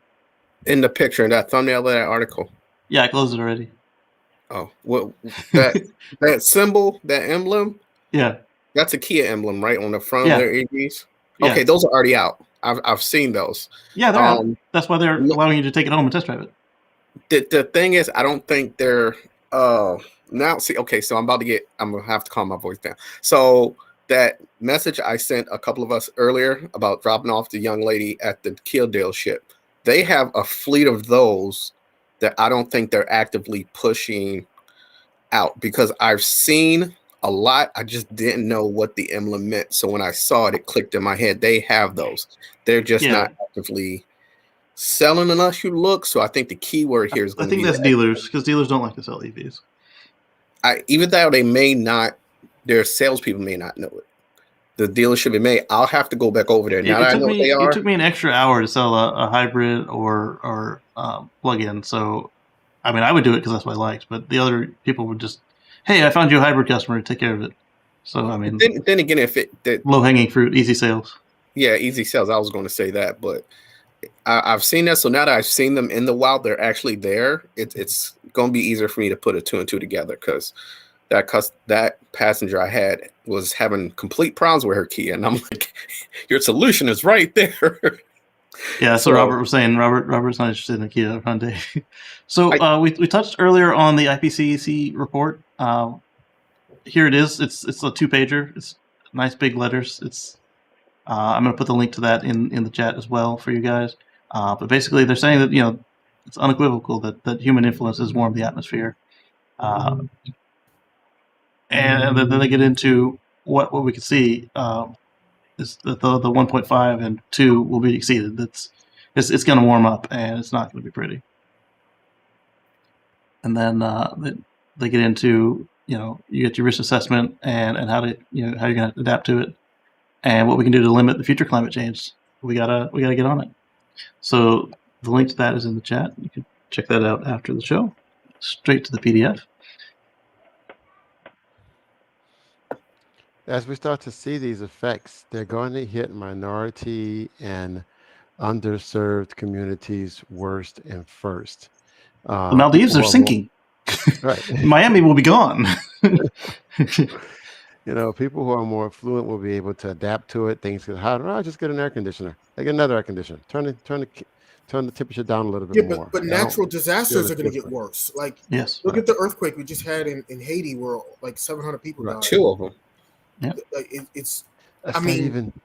just natural disasters are just going to start being worse and more often, happening more often, more common. Right. These are things that it's just.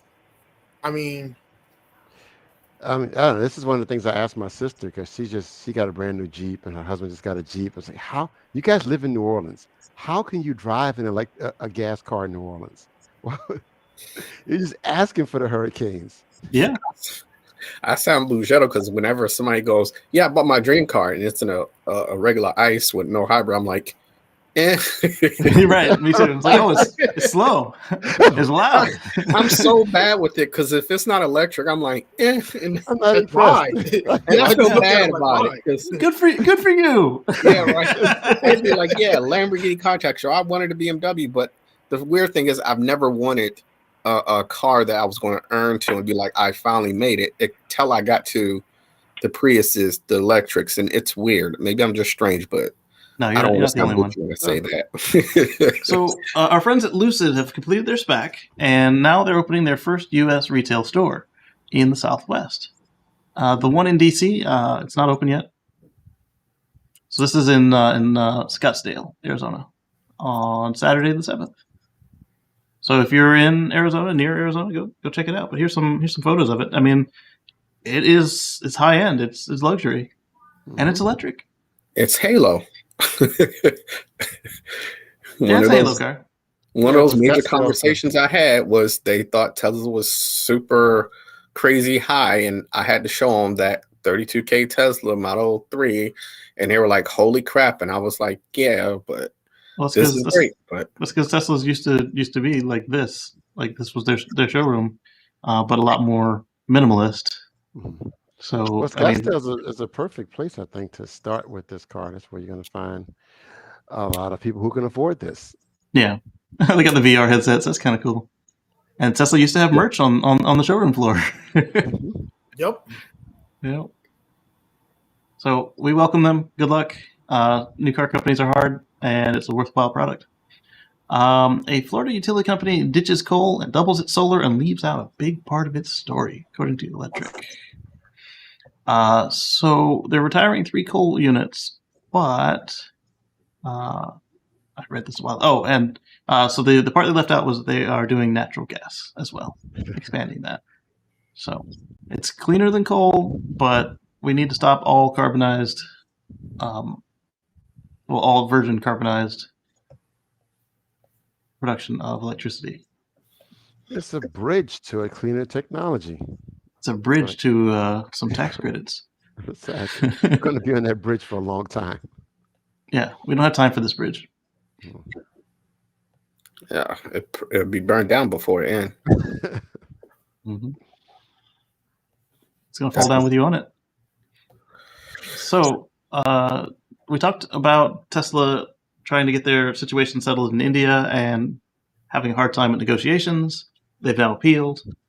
Hopefully, and then the folks that are negotiating with them are expressing interest in renegotiating. So hopefully they come up with something, because India could use some of that Tesla magic. India could definitely use some EVs. Yeah. Big time. Yeah, their whole problem was they wanted it to be Indian owned and Indian built. And if you block the factory, it'll never be Indian built. Right. Yeah. It's going to be hard if the resources to make it Indian owned are not there. Mm-hmm. I mean, in the U.S., we're just happy for it to be American made for most parts of things. So it's that over nationalism is going to be weird to see. Yep. See if they can pull it off. So ARK Invest is talking about good deflation in terms of the EV battery prices are dropping across the board, and yeah, I mean 5% a year basically. But people listen to them; they don't listen to the rest of us when we say it, even if we show them a chart. So at this rate, by the time I need a new battery pack, it'll be almost free. When I bought my first Prius, the battery packs were $10,000. For that same car today, you can get a used pack installed for $150. Yeah. That's a big difference. Yes. That's a flip, unbelievably. I don't suspect that any EVs will take a drop that high, but I'm thinking they'll get down to what it would cost to get a new engine in your car, about $5,000. That's definitely easy. Yeah. This is a story coming from our Omar about Greece. Greece is burning because of climate change. That's it's scary. It is. Real scary. Yeah. So these are now climate refugees, except that the only difference is that once this all gets put out, they can go back home. But in a few years, there may be no going back home after you escape. California being the same way. It looks like Northern California. It does. It's weird. Weird story. My cousin lives in. He's off by the desert section in California. He can look over the mountains. Naval Base China Lake. He can look over the mountains into California area and see the wildfires. Mm-hmm. I can smell the smoke. Mm-hmm.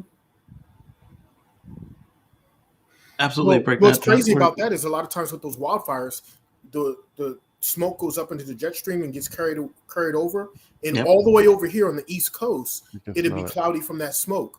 Yep.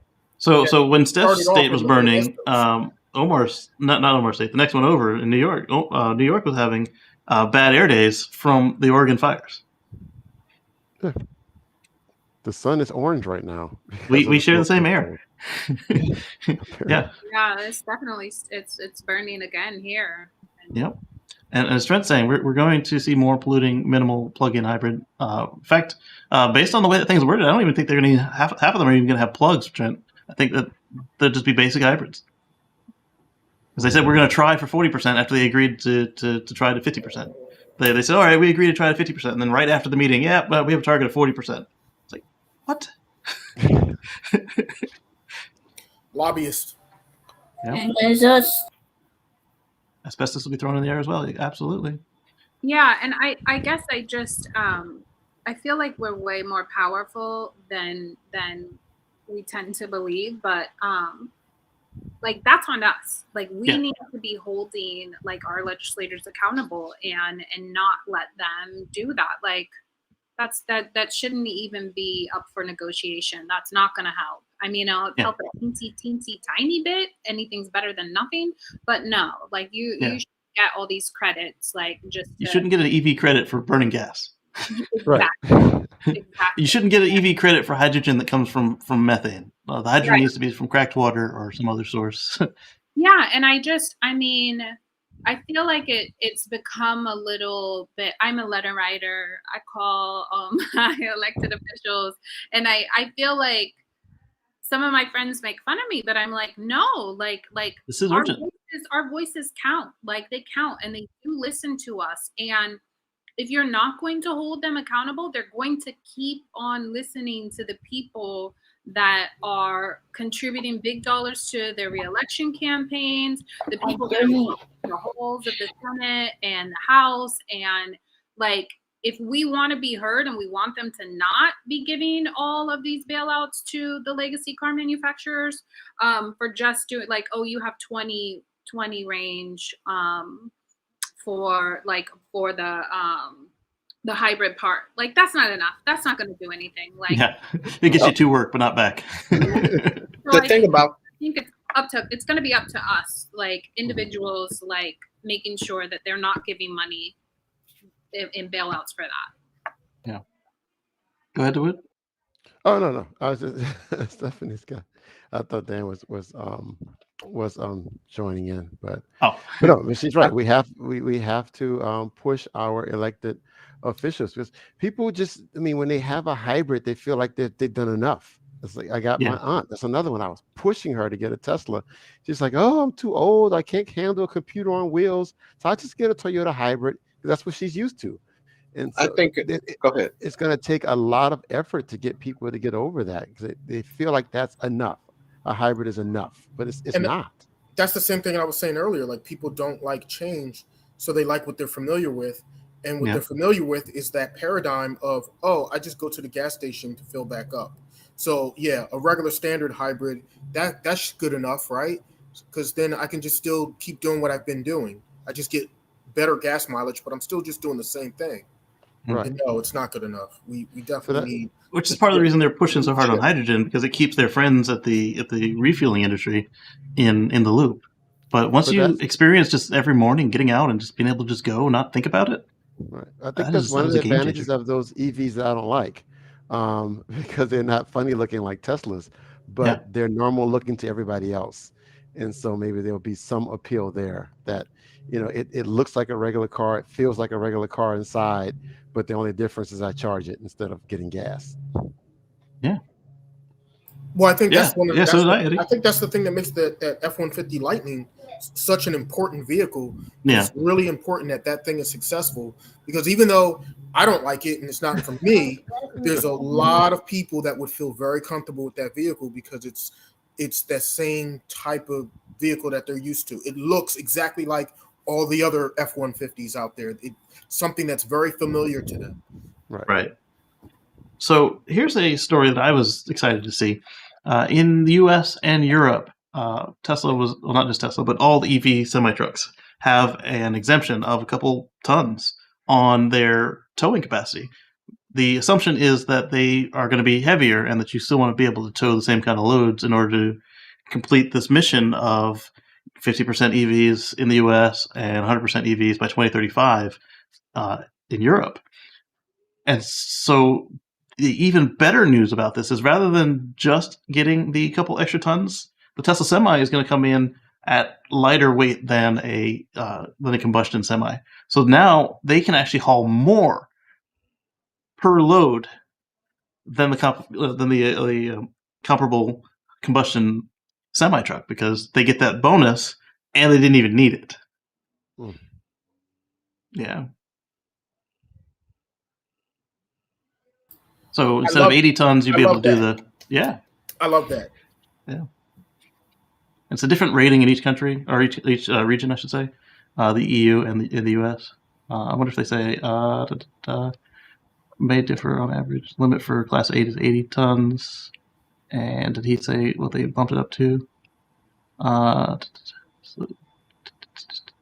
Sorry, I read this one earlier in the week. So So Tesla details what they got in the climate impact report. I need to finish reading. So Class 8 trucks are allowed to be 4,400 or 2 pounds heavier than the diesel equivalent, and in the EU. Oh no, that is the EU. And in the US, they were given a flat 2,000 pounds or 0.9 tons. That's good. So instead of 82 tons or 80 tons, you've got 82 tons that you can take for the vehicle and the cargo combined. And in Europe, the money. If they can load more cargo, exactly, they make more money. Yeah, exactly. So if it was weight holding your particular cargo back, now it's coming in cleaner. And don't forget that the Tesla ratings on the semi-truck are based on a full legal load. So in this case, it's now counting that 500 miles on 82 tons in the U.S. and what was it in Europe? 84 tons? That's good. Speaking of weight, how much does the Model Y weigh? A good question. I can tell you the S and the X. I think it's probably around 4,000 pounds or so. Maybe. I just Googled it. It's 4,416. Okay. This might answer your question. The 4,400. Tesla Model Y weighs 4,416 pounds and is 5 feet 4 inches tall. Thank you. So locally, we have a bridge. Speaking of infrastructure and weight and everything else, there's a bridge in Atlantic City that goes into one of the neighborhoods there. That currently it's crumbling in infrastructure. They're working on it, and there's plans to repair it and do all sorts of stuff to it. But currently, they put a weight restriction on that bridge, so that any vehicle, it's restricted to vehicles that are 3,000 pounds and under. Ooh. So at 3,000, like me in the Brooklyn Bridge. 3,000 pounds. Well, it's a small bridge, and it's really just for this one local neighborhood. The bad part about it is like, it's so bad that what they're doing is they have like these trash dumpsters on the one side of the bridge where everybody has to bring their trash to because the trash trucks are too heavy to go over the bridge. Wow. So I was just thinking, like, my Model Y, I wouldn't even, if I lived over there, which I don't, but if I lived over there, I wouldn't even be able to drive my car home. I'd have to park it on the other side of the bridge and walk over. Wow. And I mean, it's like, this is why a lot of these things are so important, like Stephanie's point earlier with, getting on our politicians and stuff with doing things. It's like, let's get our infrastructure fixed. Like, and that's the thing that ticks me off about, like, the gas tax, for example. Oh yeah, we're going to use that for roads and bridges and this and that and the other. And they never do. And they just put it in the general fund. It's like, I mean, So when they finally finish completing, the repairs and they finish doing the bridge, it's supposed to be rated for up to like 20 tons or something, which is, perfectly fine. But it's just like, for now, the people that live over there, they're suffering. 1.5. That's not. So like my car isn't allowed on the Brooklyn Bridge, last I checked, because it's too heavy. It's probably the same situation. That's just not. I think their goal was to keep the trucks off of it, but. It's probably also a little bit of the maintenance situation there. Wait, how much is the Brooklyn Bridge rated for? I think it's 5,000 pounds, and Model X is 55. Like, ooh. Yeah, just barely. So, hey, here's a question. As far as the semi, the Tesla semi, what's the battery situation? Are they looking at 4680s with a structural pack for those, or? Yes, and in the climate impact report, Tesla was pointing out how it's actually going to be lighter than a regular semi when they're done with it, which is cool. That would be impressive. Yeah, that's why they got to get those 4680s going. That's vital. Yep. So Tina Casey was reporting that Louisiana shakes off clean power blues with a new push for solar. Oh, there we go. Yeah. And then while I'm going on to the next story, Dominion was bragging about how they were going solar and blah, blah, blah. And as usual, I tweeted them, so you're done blocking rooftop solar in South Carolina? Silence. So we were talking about AstroTurfers before. This company is big on the AstroTurf. And I'm going to keep bad-mouthing them until they prove otherwise. Take that, Dominion. I mean, it's true. I mean, if you are blocking rooftop solar on people's houses, then you're not walking the talk. Again, you're talking the talk. Like, all politics is local. So again, I'm just talking about my local situation here. There's a town called Vineland, New Jersey, here in South Jersey, where the actual town itself is also the electric company, and they don't allow rooftop solar on residential homes over 5 kilowatts.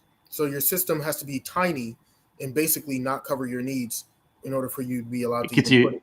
It gets you a coupon on your electric bill. It's basically, it's kind of basically pointless. It's almost pointless.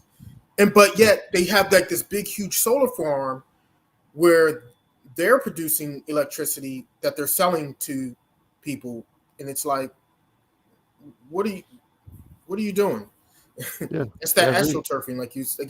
Oh, we're going green. We have this big, huge solar farm and we're producing solar and we're green. Yeah, but you're blocking people from putting solar, so you're not that green. Right. So the point of this article and video is that this is the real Cybertruck at the Austin factory, and it looks fake because it has the angles on this thing. I'm excited. Yeah, it looks like CGI. It does.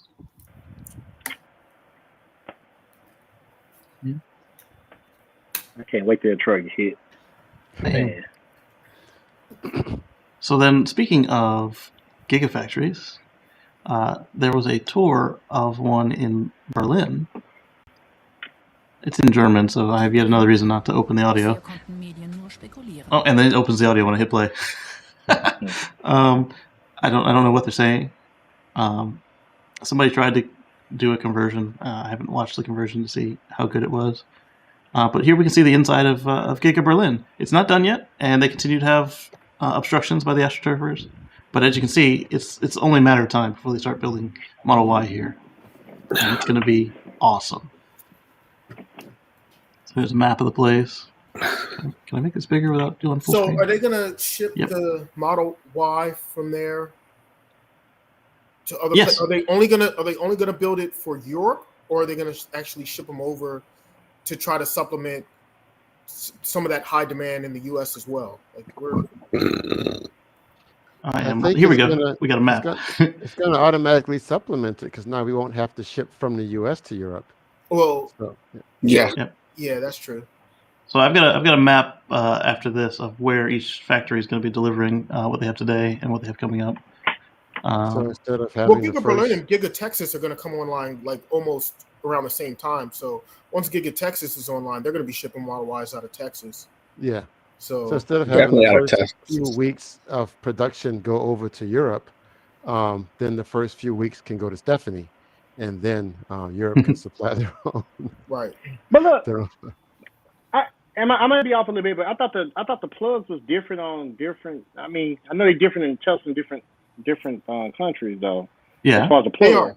They are, but I mean, they can build it there. Yeah, they can put what plug they want. Whichever plug they want. They're the builder. They know where it's going. Yeah. But look, I want to say, I was told yesterday it's a possibility I may get a chance to tour the plant here in Austin. So I definitely gonna let y'all know, and if that's possible, we can get some good footage if they allow me.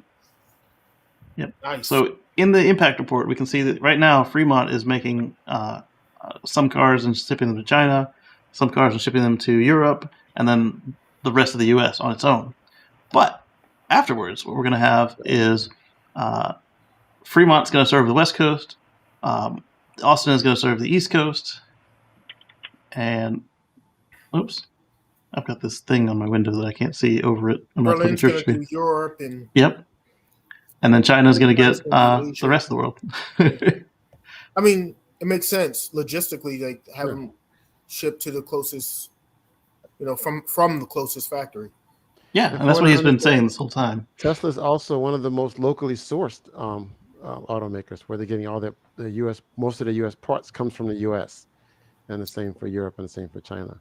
Which is weird for them to get so much back. But it logistically makes sense though. Instead of shipping parts, halfway around the world, get it locally. Yeah, absolutely, Trent. I think that Giga Berlin is going to have their hands full as they get up to speed, and then at that point they'll be able to do some exports. And then something that keeps coming up that I think is really cool is that this allows them a certain amount of redundancy. Should there be a natural disaster or political disaster that takes out one of the plants, they can still keep on trucking with the other three. With the semi truck. Bad. Sorry, I know. Yes. What you don't see on that map are Gigafactory Nevada and Gigafactory New York. They're not going away, but they don't make cars. What? They're putting one in New York? It's already there. It's been there for years. Buffalo. Yeah. That's where they make the solar okay. panels. That's where they make the solar. Okay. Solar and superchargers, among other things. Right. Oh, okay. That's why. We were tracking gigafactories for cars, so. Right, and that's why the other two weren't on the list, because they don't make cars. So next up, our friends in Sudbury have decided they are going to buy and have bought 4 Model 3s for non-emergency EMS calls. So like health checks and elder care and things like that. I think this is great. It helps for if you're in a large incident to bring more medical supplies, just more personnel. Exactly, and you could put more in the front. I think it's a great addition for the fleet.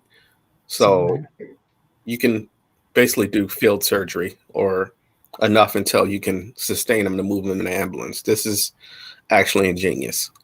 Well, this is for non-emergency, so this will be just regular checkups and stuff. So they won't send it out as a pre-vehicle. It'll be fully self-contained.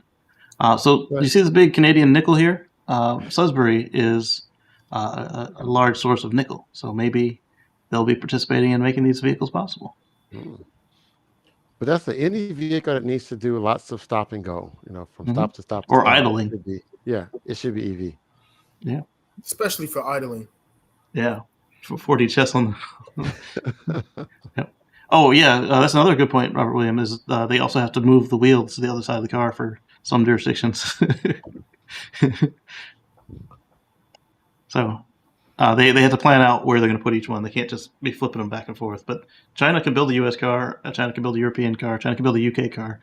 They just have to know what they're going to do. And then, obviously, since Fremont was the only factory for a long time, Fremont already also able to put in the right plugs and the right side of the steering wheel. Cool. So that there will be no more right-sided steering wheels built in U.S. plants.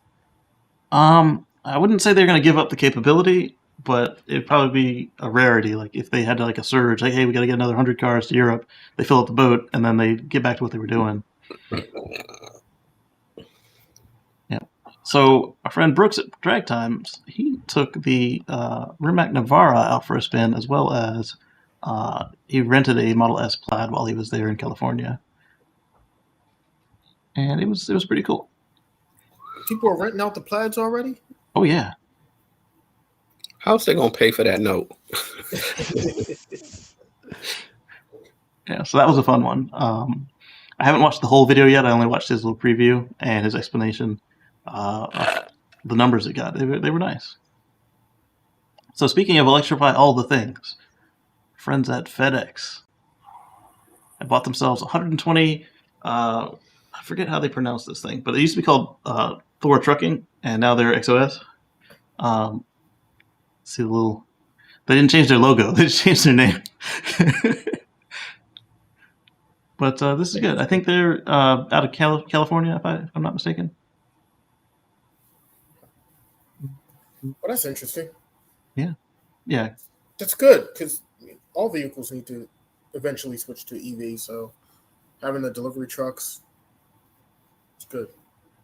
It's good progress. Yeah. I mean, they're rugged little trucks. So XOS, formerly Thor, was also building semi-trucks. I haven't seen much of their semi-truck, but it's good to see they're still in business, selling vehicles, delivering vehicles. Well, since he's on mute, it doesn't matter what he says. Back to the truck. Maybe they gave up on semis and just want to focus on the... Well, I mean, they've got big competition in the form of International, Tesla, and... I mean, it would make sense to start in an underserved market than and one's going to be oversaturated in a couple of years. If they're doing box trucks, this is a huge market.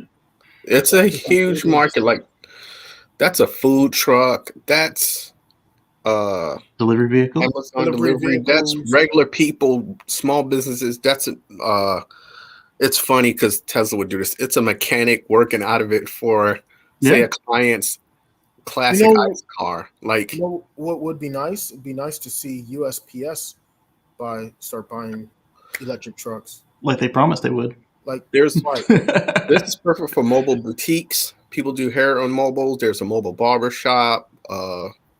It's just the possibilities are endless with this. Yeah, food trucks, everything, right? Yep, doggy groomer. Yeah, it's and based on that platform, you can even make little buses, like RVs too. Oh gosh! Now, electric RVs would be awesome. Yeah, and using the semi technology, that battery pack to. Ooh. I guess I could have got the pronunciation of their name from that. Oh, but they were playing music, and I'd rather not get us taken off the air for some bad music. Or at least that doesn't fit. That doesn't suit us. I got really excited about the possibilities of that truck to do multiple applications. Man, Eevee RV. Oof. That'd be fun. Oh, like they already got the plugins at most RV campsites anyway, so it's just the fluidity of it. Wait a minute, Paul. Time out. Why are healthcare workers working for free?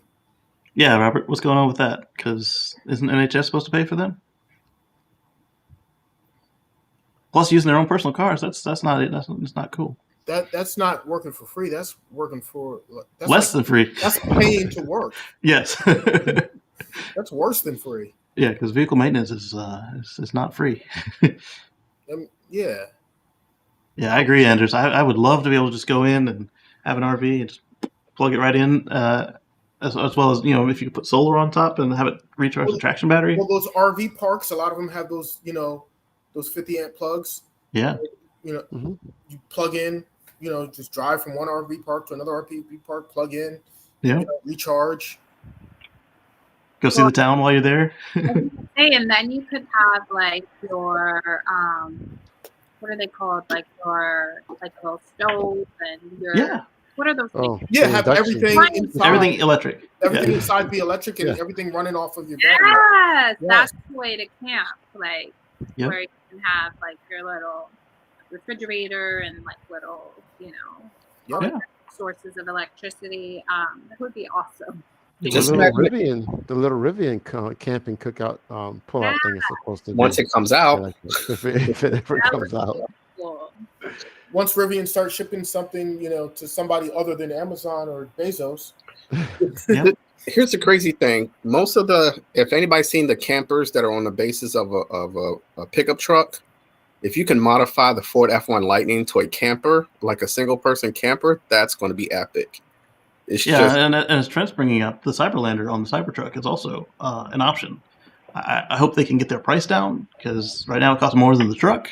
But the Cyberlander, I saw that one looks cool. It is really cool. You got really cool. Shower water recycling. You've got fresh water. You've got a composting toilet. You've got everything you could possibly need, as well as solar. Got a convertible kitchen, living room, dining room, all that. I'm not a camper at all, but I watch. It looks cool though. It does look cool. But maybe you would be if it could. Maybe I would be. That's what I'm talking about. I don't like to be too far from a bathroom, and so I said I got the tri-motor. I can make it to the camps. Hey, so I am thinking about getting off of gas. Jeff who? Yes, exactly, Andrew. So anybody here use an induction stove? Yes, my wife loves them. Okay. I haven't tried one. You can precisely control the temperature. And the thing to remember is a lot of people try to lump the induction in with that red eye garbage. The red eye stove is not an induction stove. Right. It's infrared. Induction. Right. Well, I know the difference. I just haven't tried them yet. Well, I don't know if it's a colloquialism or what causes people to conflate the two, because they both have the glass top, but one is garbage and the other is really cool. Well, they look similar. They got both with glass top. They both run off electricity. but it's different. What are you gonna get? You're kind of fancy, so are you gonna get wool? Not that fancy. You're gonna get wool. I'm just now starting to look, just now starting to get information about it, and I'm kind of waiting to see if we get this bill passed in Congress, the infrastructure bill. Maybe there'll be some monies for EV electric upgrades in homes. Yeah, that would be nice. That would be nice. Just kind of waiting. Perfect transition. Probably have a mini test for that, and I don't know if I'm qualified. So I think this is the reason why Tesla decided to open up their supercharging network to other EVs, is because the way the infrastructure bill was worded for money for vehicle charging stations, they had to be non-proprietary and like not just only for one brand. So they kind of basically singled out Tesla. Right. And so by them opening up their supercharging network, then that would make them eligible for some money towards their building out their charging infrastructure as they build more superchargers. In a stroke of genius. So yes. I watched the Now You Know channel with Jack and Jesse. They talked about that. Say, well, they'll open it up to Aptera, which they don't make a whole lot of cars yet. So will that be enough, or do they have to go with a bigger? Well, Elon's already said they opened it to everybody. So. I think they said they're going to open up to everybody. They just, whoever wants to use it's just going to have an adapter, and they're going to have to pay. Just like they'll probably have to open up a Tesla account, put a credit card on file, and then pay the same way Tesla owners pay. Yep. Except they might pay a more. premium. They may charge them more money than they charge Tesla owners. Yeah. But if it works the same way, then they're going to put Electrify America out of business. They might. Well, that's possible. Well, I mean, Electrify America might put themselves out of business because remember that's only being built out as part of the Dieselgate settlement. Right. So once all that money gets spent up, that they have to spend X amount of money towards that or whatever, they might sell it.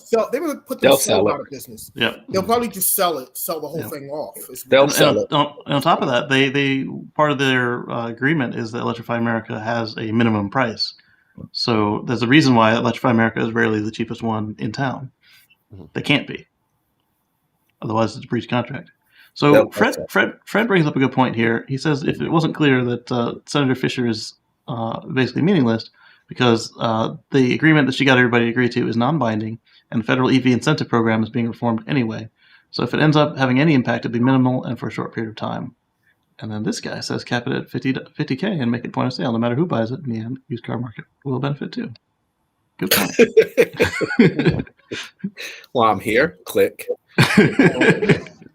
I think that's critical. I think on going back to this point of what Stephanie said about us taking action, I think it goes back to education, knowledge that you're actually saving money so you can spend it on dates, shoes, clothes, kids, whatever. But I think it needs to be more concrete, and one side needs to be just a little bit more aggressive of running rush shots so this can be sit there. Also, credit for buying a used one would be great too. There's also a lot of bad faith argument going on with this lady here. Listen to what she has to say. Horrible.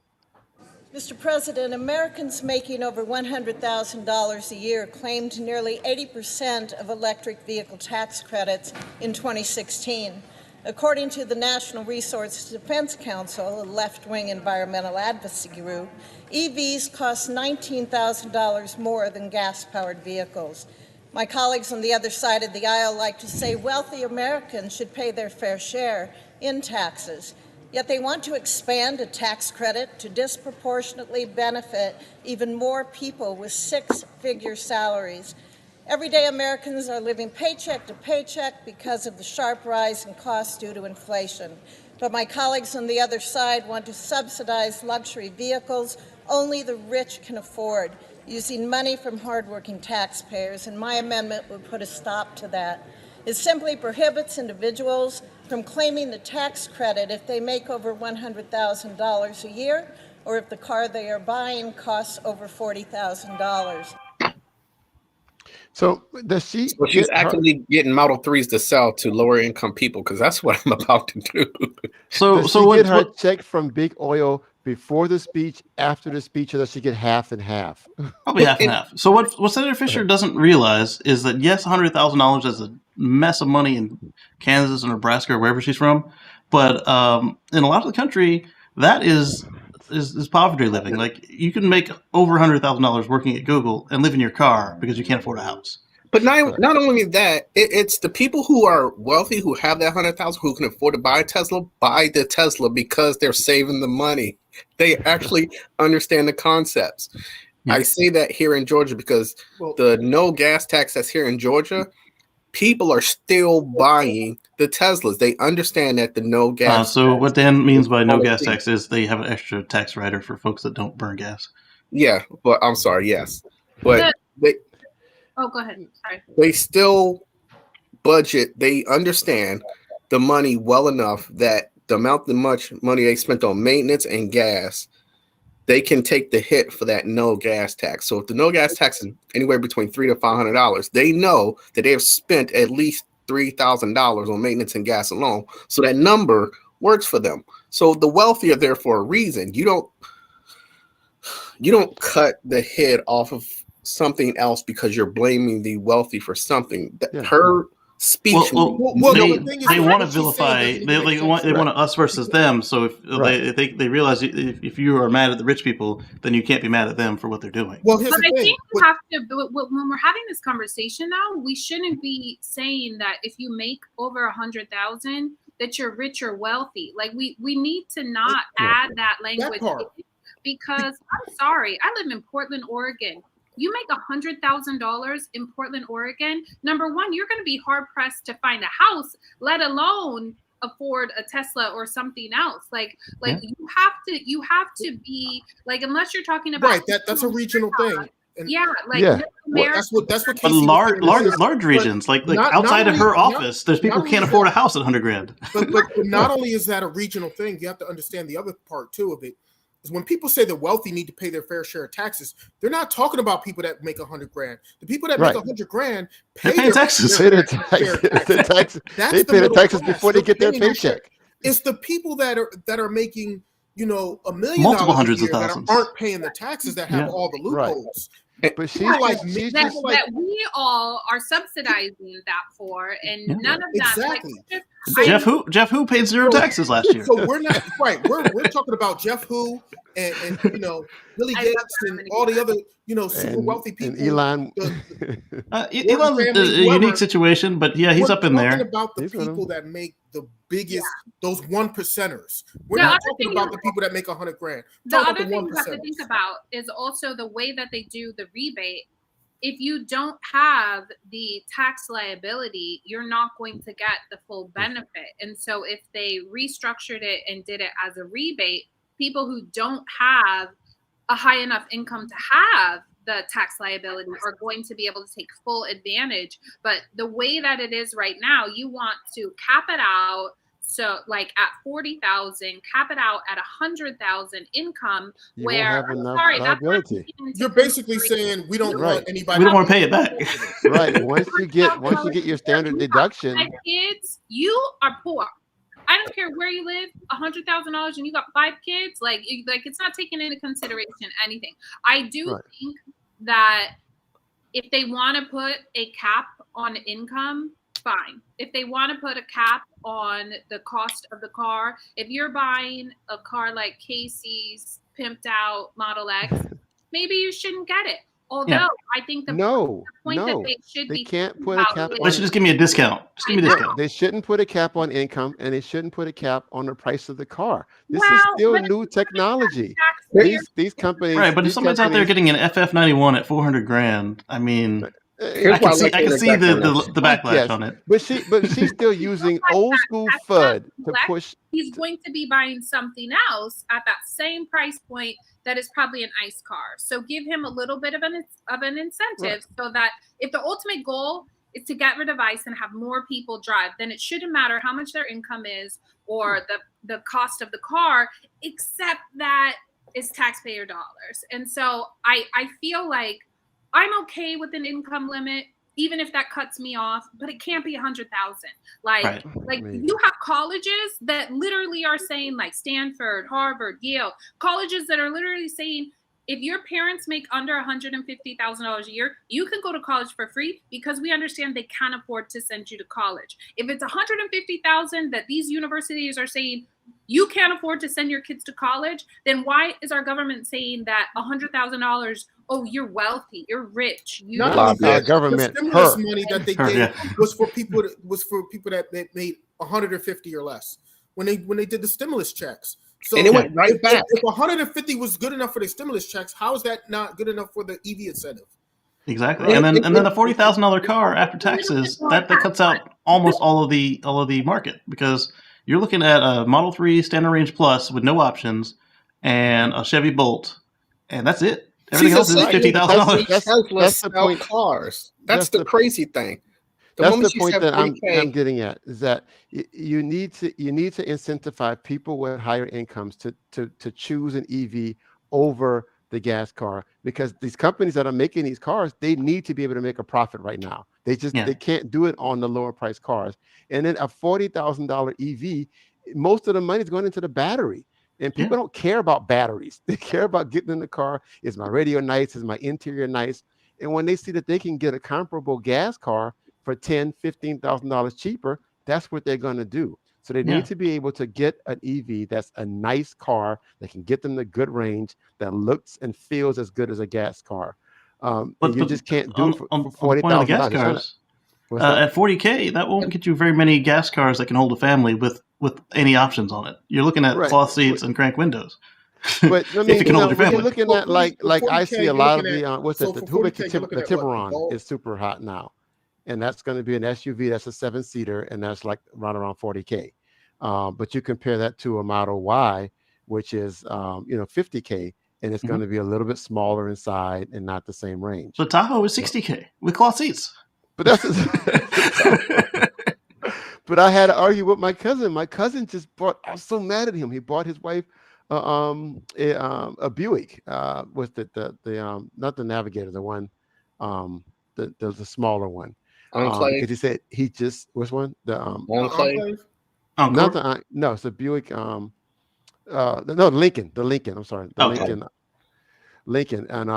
And that's, he said, man, I ran these numbers every kind of way, and I just could not make the Tesla work. $10,000 is $10,000. Because he's not looking at the long term; he's only looking at the upfront purchase price. He's not even looking at the fuel costs. Like I told him all of this stuff. But he's like, it doesn't matter. I understand the fuel costs, but I don't have $10,000 right now.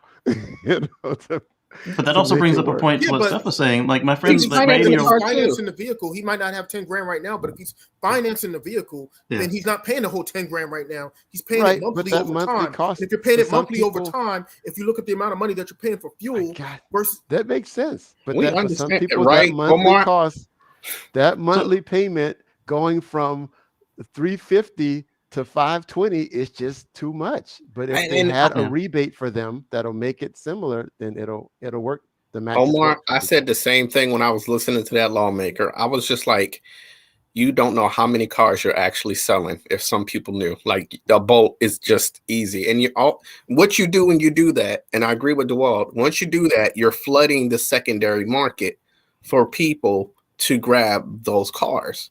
Like, I go back to the Pax I had, the passenger. I showed her a 2020 for $32K, and her eyeballs open wide. And I was like, it's just a little bit of education. And even if that opened up to a used market, oh my God, just $75K on a tax off of a $32K car. It's like people, once it's noticeable, it's crazy. It's frustrating how they're trying to stop the future from coming. You could also do a 2-tier, like the state of Oregon will give you $2,500 back from an EV purchase if you are I think it's 80% of the income for the county that you live in, something like that. 5,000. So there's a 2. Everyone can get the 2,500. There's no, and so maybe the feds need to do something like that. Yeah, California does that. Something like that. California, Canada, more because we want an extra incentive for people that have a lower income. But I still think I want to say I don't know, it might be like 120,000 if you're Oklahoma County or something like that. And so it's not like super low, but it also is like, you know, fairly reasonable. Like you're not, you know, subsidizing cars for like the wealthy, right? Yeah. But it's, I mean, so maybe it needs to be a two-tier thing. Like you give everybody a rebate, and then you can have an extra rebate if you are low income, however they. Yeah, I just don't know. Unless it's going to, like Dan said, unless it's going to include used cars. Yeah. I mean, we're still so early in this game. I mean, how many new EVs that can be an everyday car that you can buy for less than 40 grand? Yeah. I mean, Well, not many. it's just do leases. They need to include leases and pre-owned if they are. So like different states have certain incentives. Like the state of New Jersey, they offer pay no sales tax on the sales of EVs, and that includes every EVs, used, new, doesn't matter. You don't pay any sales tax. Like that's something that's a very helpful incentive. But look, if you look at the average new car cost is pushing 40 grand. But the average car cost is like 20. Most people don't pay more than 20 grand for a car. They're buying used cars. Yeah. Right, exactly. Or really, really bare bones new cars. Like right. We look Tercel, at most people are not buying Tercel. new cars. Yeah. So Steph brought up a good point. My 80-year-old friend with the Model 3, when we bought our cars, I bought the X, he bought the 3. He didn't get the $7,500 tax credit, and it still counted against the numbers because he didn't get it because he is on retired. So he's got his military pension, and since he doesn't qualify for the tax. And then it still cut off somebody else from being able to capture that tax. It should have gone to somebody else if they weren't going to give it to him. But if it was at the point of sale, he could have qualified for it as well, and it would have made his car more affordable on his fixed income.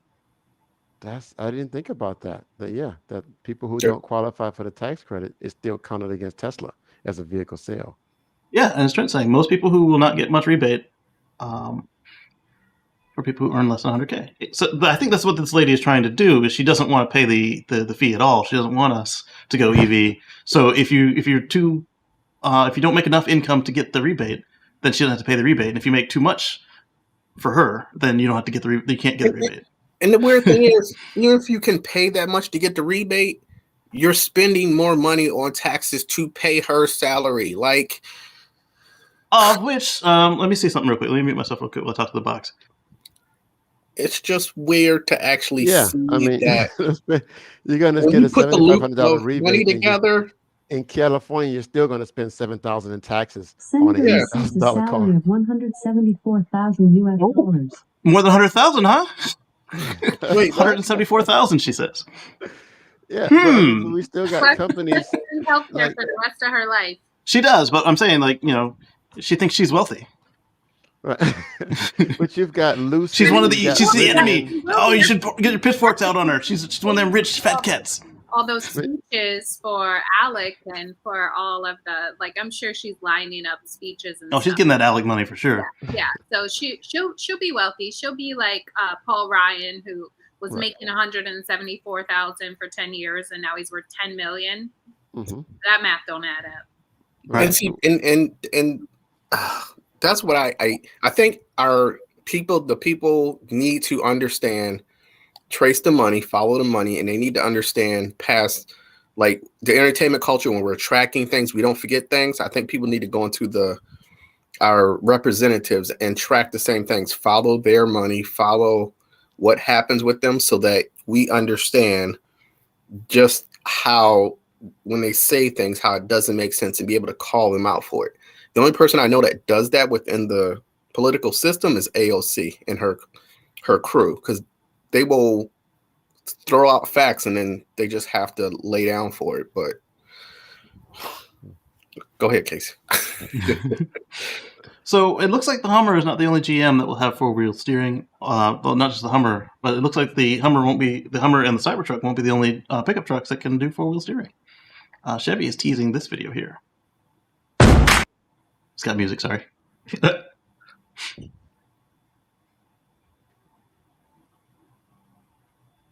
That's pretty substantial turning radius there. That's two wheels. Yeah, that's 4 wheels. Look at that. Ooh. It makes a big difference. It does. I That's can't why wait to- Elon's doing it. I can't wait to get that Cybertruck. Oh, did you see that logo? Wait, go Did you see back. that? Did you see that logo? Yeah, Does plenty. that look familiar? Model Did they 3, copy maybe? the Model 3? Look at 3 there. Like the 3. Wow. Like the 3. Yeah. What is that? A stack of Ultium batteries? Is that's supposed to be? I guess that's their Ultium batteries, yeah. Nah, that's just the copying off the Model 3. That's exactly why they did it. Confuse people, make people gravitate towards that logo and think, oh, yeah, Tesla. Yeah. And it says, hell yeah, Not the Chevy. same. But psychologically, it's Same marginal. reason why is GM coming out with the Hummer before the Silverado? What you talked about before, the money from those large sales have to fund the profit. Silverado can't sell I think for the it's same because- price as a Hummer. Okay, Well, yeah, yeah. batteries. Batteries is the problem. Mm-hmm. If you're selling for a much higher price point, you Right. can sell much less cars. Let's Yeah. see it yesterday. So, because less people can afford them, less people are going to buy them, less demand, you can sell less vehicles. And because they don't Also, when you have a fixed amount of they don't have the batteries, battery capacity Mhm. to have enough battery packs, then they're going to want to sell that higher price vehicle. And since they haven't got the price point down yet of the battery packs to where they need them, again, that higher price vehicle covers that higher price for the batteries. Yep. It's all Which about. is it's all why about- they can't be capping the price of the cars and the income levels. Here's exactly. here's gonna be the really fun thing, and I think person. What? I think those of us with kids are going to be really fascinated. I really want to see, looking at the history books of my kids and my grandkids, what they say about when the evolution of EVs and how it took so long when they compared on a world scale, when they start digging into the history, because going back to like the men who built America and Ford started his process, and then going back to all these little conglomerates that they tried to push forward, and there were hesitations. And then you look back and like, why were they such idiots? But now we're in that same little space where you go back, why were they such idiots? And then you could go back and say, hey, you know, the men who built America, it's But Dan, if they really look into the history of it, they'll find that electric vehicles existed before gas cars.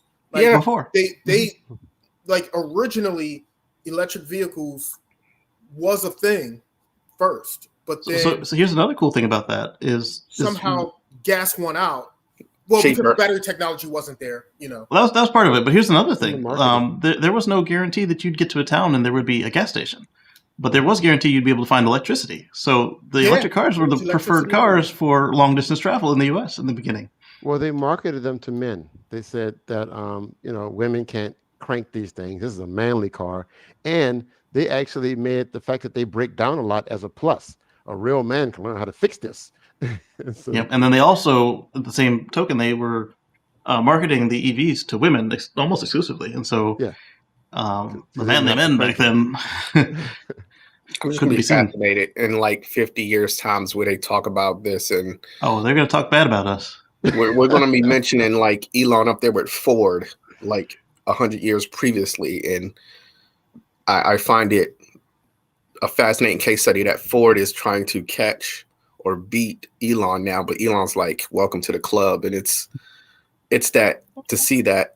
But he's doing it nicely. He's like, "Yeah, that's good, that's great," and they're like, "Hey, you're nothing, man. You think you're all that?" So the question, I'm sorry. No, go ahead. No, I was actually going to change the subject, so go ahead. Kind of along that line, but a little different, was that when you talk about EV affordability, you can have a tax credit and push these companies, but can it really be done without the manufacture of the raw materials? Because when I think about gas, you think about you can drive an oil rig to the middle of the ocean and go down through miles of water, then drill through miles of earth and dirt, pull up this oil, ship it over to the refinery, and then deliver it to people throughout the world for $5 a gallon. It's expensive for oil, but that's still a cheap thing to do, considering how much infrastructure, how much work it takes to get it. And until we have that same process for batteries, how can a company really make a super cheap EV? So you can just well, call up and they're working on that. They're getting the price of the batteries down. The biggest piece of it is eliminating a lot of the precious metals that go into the batteries. So cables, they go everywhere. Electricity, that's easy. That part's easy. But to Dawood's point, the batteries themselves.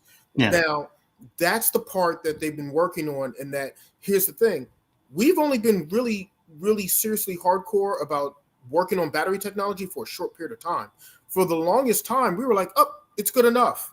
We weren't really putting a lot of R&D into batteries.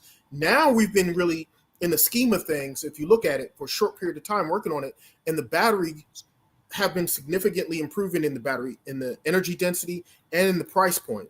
So as the price continues to drop, I mean, we're going to have really, really short order. We're going to have price parity between gas vehicles and an equivalent EV.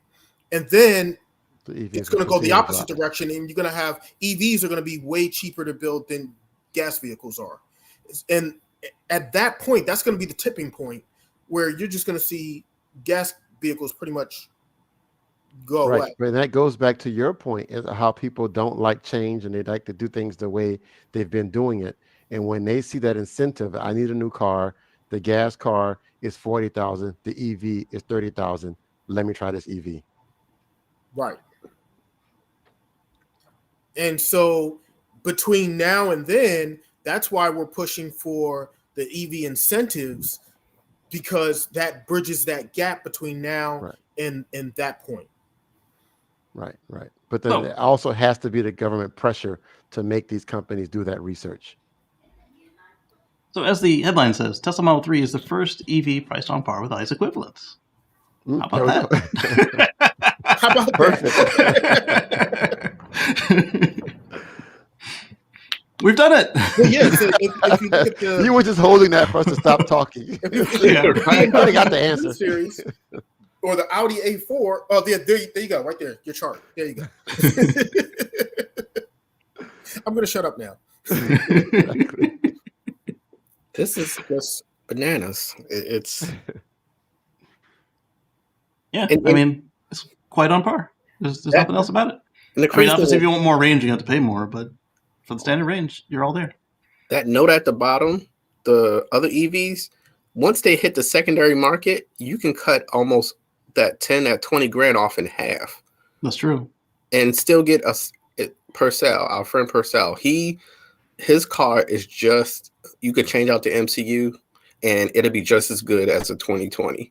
It'll be just as good as anything else. And Tesla, when they sold their Model X for $30K, it was just like you have the car with the Falcon Wing doors that you got for dirt cheap. Like that, it's crazy. And then, as we were trying to explain to Dawood's cousin, is the 5-year cost of ownership of the SR Plus versus the Toyota Camry. Take a look at this chart. Huh. And that's just after 60,000 miles. Extend it out all the way. Most people keep their cars, the full 5 years if they're not, constantly switching like the lease or something. We're there. And I'm pretty sure this Camry is not on the same level as the Model 3 either. I bet you it's like a cloth. No, I'm saying like it's not. I bet you it's not a middle or high end. It's probably the base Camry. Mm-hmm. Just to make it so. And that Model 3 definitely gives you more performance, more fun to drive, and plus you get basic autopilot with it, which you're not going to get with that. I mean, you're more likely to crash that Camry if it's base model, anyways, and not survive. Yep, and it's more likely to catch fire. 11 times more likely to catch fire. 11 times. Yes. Yep. And I think, going back to the Wells case real quick, I think the batteries, if you go to a smaller vehicle, Aptera, and you decide to go to a smaller vehicle, I think the battery is going to be easier to fix that battery issue too. We just tend to like large scale vehicles in the US. And once we shrink our families down, we don't like to get rid of our bigger vehicles. So I think it'd be easier that way too. Well, because as you get rid of the family, you're no longer as flexible as you used to be. So now crawling down to get into a sedan, especially a sporty sedan. But that's the same with my cousin. I mean, he told me how he worked so hard to try to get the price down for a Tesla, but he could not get the Model Y to the price he wanted. He went with the gas car, but they could have easily bought a Model 3. It's only 3 of them. Right. The 2 of Yeah, them. right. Right, but he didn't want the Model 3 But they didn't want a Model 3 because of that American perception of I need bigger. I need bigger. Exactly. I need more room. I need bigger. Because a couple camping I mean, I'm guilty of it too. Here, I need a full year long space for the couple trips that I might need all the extra.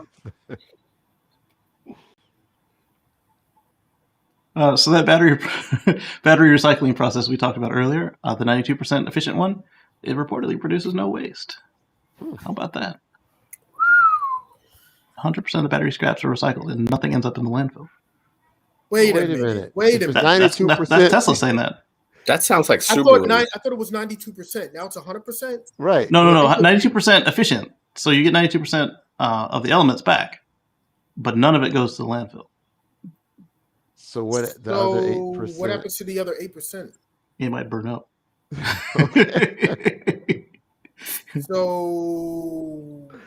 So can any battery part of a large scale EV? Well, none of it's going to these landfills that these people are claiming that.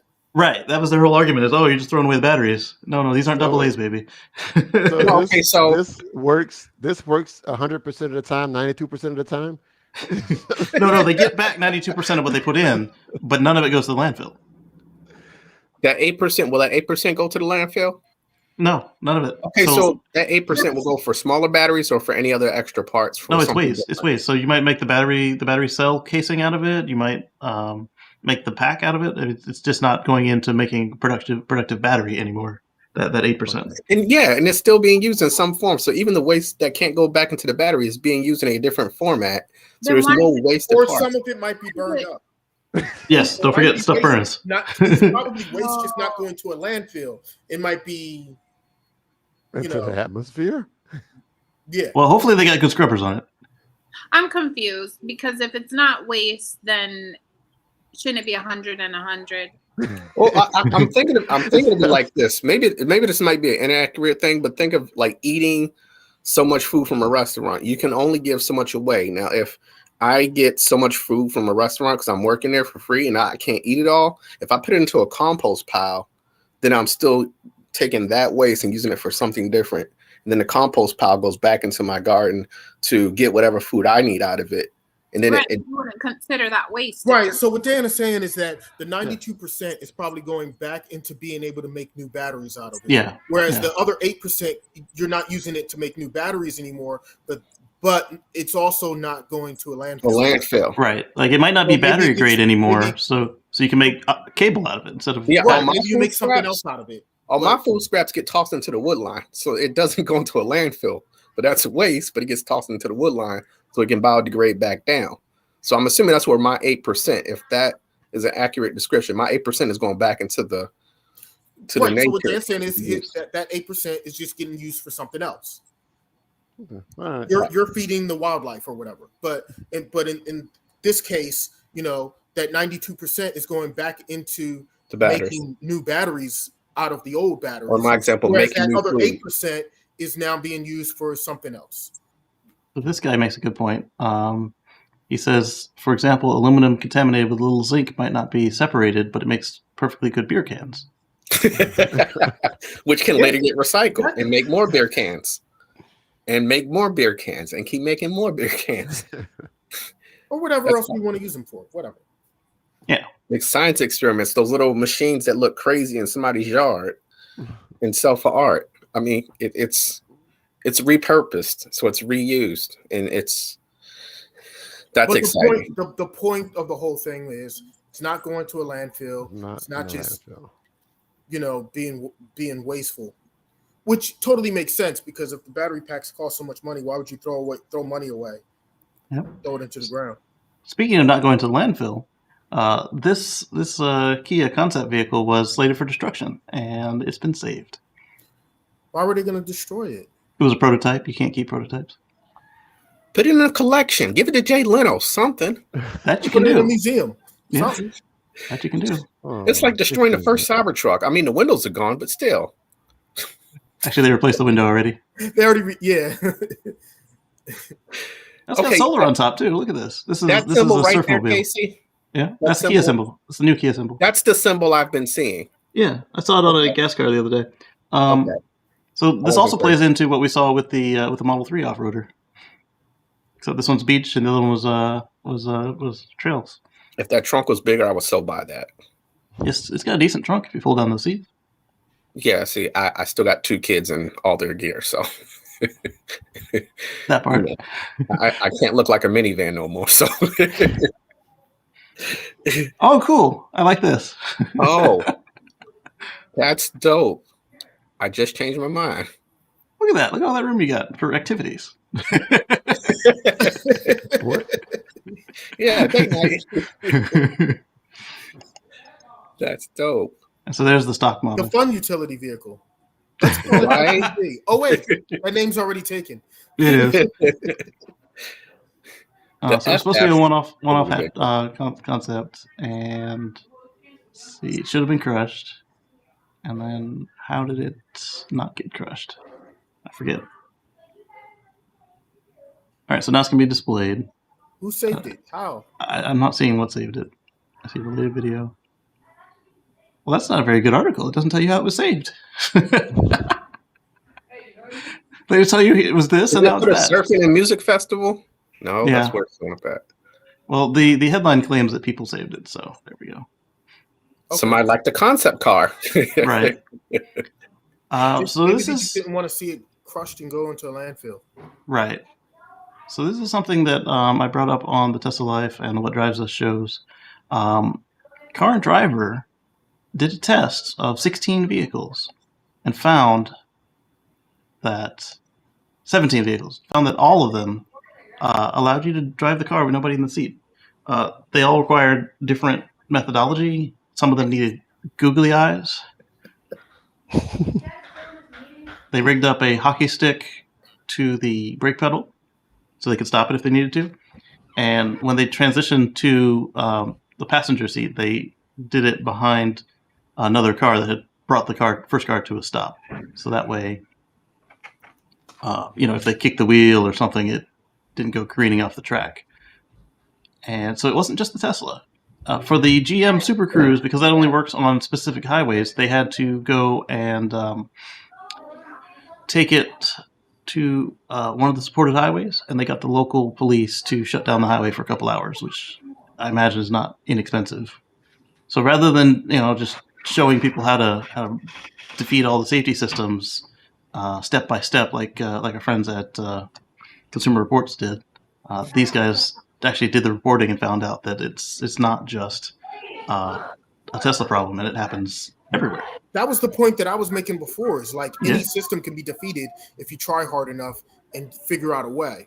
Because they all work from some form or fashion off of something that is tangible that you can figure out how they work, and then therefore you can figure out a way to defeat that. If anything, the Super Cruise can only work on a highway anyways. Right, but everybody kept saying though Super Cruise doesn't have this problem. Whenever they pointed out the Tesla, and he showed that yes, Super Cruise also has the problem. Did he put the little glasses in the? Yes. Listen, there's a way around everything. Wow. Yeah. So here they're showing that it worked, but they're not showing you step by step like Consumer Reports did. Look at the googly eyeglasses. All right, so it still trips me out every time I see it. Don't try this at home. They showed you all the cars it failed on, like why on the road like that idiot. Most of the cars didn't even respond to taking the seatbelt off. And Tesla will bug you for that. I'm pretty sure. Mm-hmm. Yeah, they do, but they weren't the only ones. But several of them did respond very quickly to seatbelt coming off, but a lot of them did not. Like the Nissan Rogue cancels everything when you unbuckle. But look, wait a minute. Look at the Tesla Model 3. Unbuckle cancels everything. Wait. Yep. Brakes to a stop. Cancels everything. Brakes to a stop. Yep. And one of the things that the writer pointed out was that even on his ride-on mower, when the butt comes out the seat, it knows and it stops right away. But other folks pointed out that that there's a different level of of concern with the butt coming out of the seat on a ride-on mower. I mean, at that point, it could become instantly dangerous. I mean, it does in a car too, but the car's got other systems. The ride-on mower is going to be freewheeling at that point, so that's not good. So this is how they pulled off to stop and start. They had another car help them. That way, it was safer.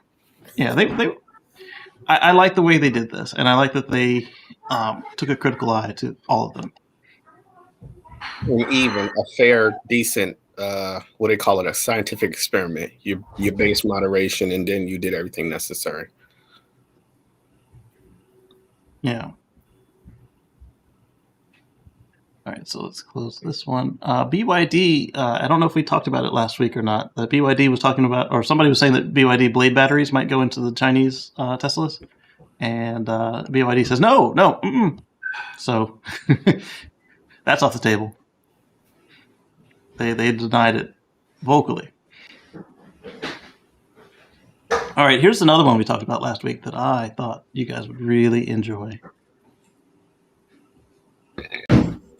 All right, so Tezzerati was talking about the Rivian $5 billion plant in Fort Worth, and then I scrolled down a little bit, and okay, while that seems shady, just because we know Elon, it's actually factual because he's admitted when everybody was coming at Ford for the Mach-E, he goes chill because it's very hard bring something in production, and Ford is the only vehicle company, American made, that's still left to stay alive after more than 50 to 100 years. So he is very true with the statement. Because it's Elon, it sounds savage, but he is absolutely right. He's absolutely right. You have to start producing cars to scale and then say, okay, let's produce this next plant. And that's only when your first plant is overworked. And they'd be like, hey, guys, you want to move? You want to go train somebody else? You want to go to Texas? Here. So I completely agree with him. But again, it's funny when you see Elon saying it because it's Elon. That was my same first reaction when I heard that Rivian was going for another plant. I was like, wait a minute, they want another plant. Where's the first one? The first one up and running. They need to start spitting stuff out at scale and then worry about ramping up and building up and getting more plants. And they still got to hire the people, the day-to-day people within there, the people who they're trying to get. The problem with scaling up is you have to have supply. You have to have regular people from manufacturing, from all your suppliers and everything. Right. You have to have your employees. You have to have your robot. Not only that, once you get the first plant going, you're going to learn a lot from that first plant. You're going to learn what your mistakes are. You're going to learn the more efficient way of manufacturing, the more efficient way of doing it and everything. And then you can put that model into your next plant instead of trying to do multiple plants at the same time and learn all the same mistakes at the same time. It just doesn't make sense. Mm-hmm. And so another point that came up is everybody seems to forget that Tesla makes all their cars for export in the first half of the quarter, and then all their local cars in the second half. And well, Elon said just that. but worse than that, he called out 2 of his suppliers. Put them on blast. Bosch. Oh wait, Bosch has been making stuff forever for cars. Mm-hmm. Interesting. So I was muted on Rivian. I wanted to say that what will help get them to unit production when their units are $80,000 each. What's that? A tax credit. That's not tax credit. Yes. Right. That part. And Rivian, just bananas. Speaking of Bosch, and having problems delivering stuff, Daimler and Bosch have ended their joint robotaxi development project. Oh, what happened? They realized it was much harder to do than they thought? That's part. I don't think people is eccentric and as much talked about controversial words as Elon may say. I don't think people understand the brilliance and the gravitas about how quickly he's pushed it. I am not by no longer a Tesla Knight or Elon fanboy, but separating it and look at the brilliance of it, and I'll go back to how America was built on History Channel. Looking at the way Hershey, Ford, Carnegie, all of them, they got that generational by going aggressive. It may not always been right at the time, but he got aggressive at it. And Tesla's on that same track. So when you look back at it years from later, it's going to be that icon level. And it's just crazy. So speaking of autonomous driving, Xpeng has demonstrated their P5 at city-level guided pilot. Remember, these are the guys that allegedly stole Generation 1 and 2 AP from Tesla. Well, yeah, they're using that Tesla tech. Of course it works. They added LiDAR to it, but yeah, it's basically Tesla tech under there. Hey, if you ain't cheating, you ain't trying no more. I guess. Well, in China, they don't respect intellectual property the same way we do. Is this not a part of that open source software that he first put out, or he closed that? No, that was stolen from Tesla computers. No, I'm talking about that open source software that he first. No. This is nothing part of that. This is not that. No. Okay. Allegedly, but came straight out of the Tesla computers. So our friend Terry Travis, you guys have seen him on episode or two. He pointed out an article pointing out that there are leases available for a $199 Kia Niro EV lease available in some places. That was at Cars Direct. You can get a Nissan Leaf for like $89 at certain places. That was the other one he pointed out. I don't know why they're not part of the same article. But yeah, so the last remaining stock of this year for Nissan Leaf with the CHAdeMO connector, since Nissan is no longer participating in CHAdeMO in the US, they're, I don't want to say fire sale. They're really inexpensive right now. Right. Yeah. So, I mean, why? I mean, is it because they just can't sell them? They can't move them?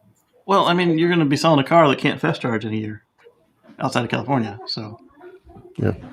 Well, yeah, they can. I mean, they're not going to rip out all the places where it already exists. Yeah, but when they break, they're not going to repair them. They're going to replace them at CCS. Well, yeah, that part. So speaking of fast charging, the West Coast Electric Superhighway is nearly 10 years old, and they're finally getting some new hardware. They're getting some new CCS chargers all up and down the entire West Coast, and include replacing CHAdeMO-only DC fast charging stations with ones that can accommodate both CHAdeMO and CCS. The original Roadsters and Leafs and then would use this to get up and down from Southern California to Canada. It actually connected with the Canadian version of this, which was pretty cool. Interesting. Yeah. Didn't know it existed. Yeah, you should try it out now that it's been revamped. Oh, I think I'll stick with Tesla. Yeah, Tesla's free. Tesla superchargers. All right, so this one, I think I should unmute. There's the aftermath of a Tesla on fire. In this video, we see firefighters rushing to get out these flames. Oh, no. The fire chief there at Austin says a teenager crashed the Tesla into a telephone pole, then a gas pump. The teenager got out of the car, wasn't hurt, but was arrested for driving while intoxicated. Now, as you know, Tesla is an electric vehicle. So firefighters responded to They're making it. Oh, look, a Tesla erupts into flames like a big. I think if you hit any car into a telephone pole, then a gas pump. Like literally a gas pump. The gas pump burst into flames because they crashed into a gas pump and it made the car catch on fire.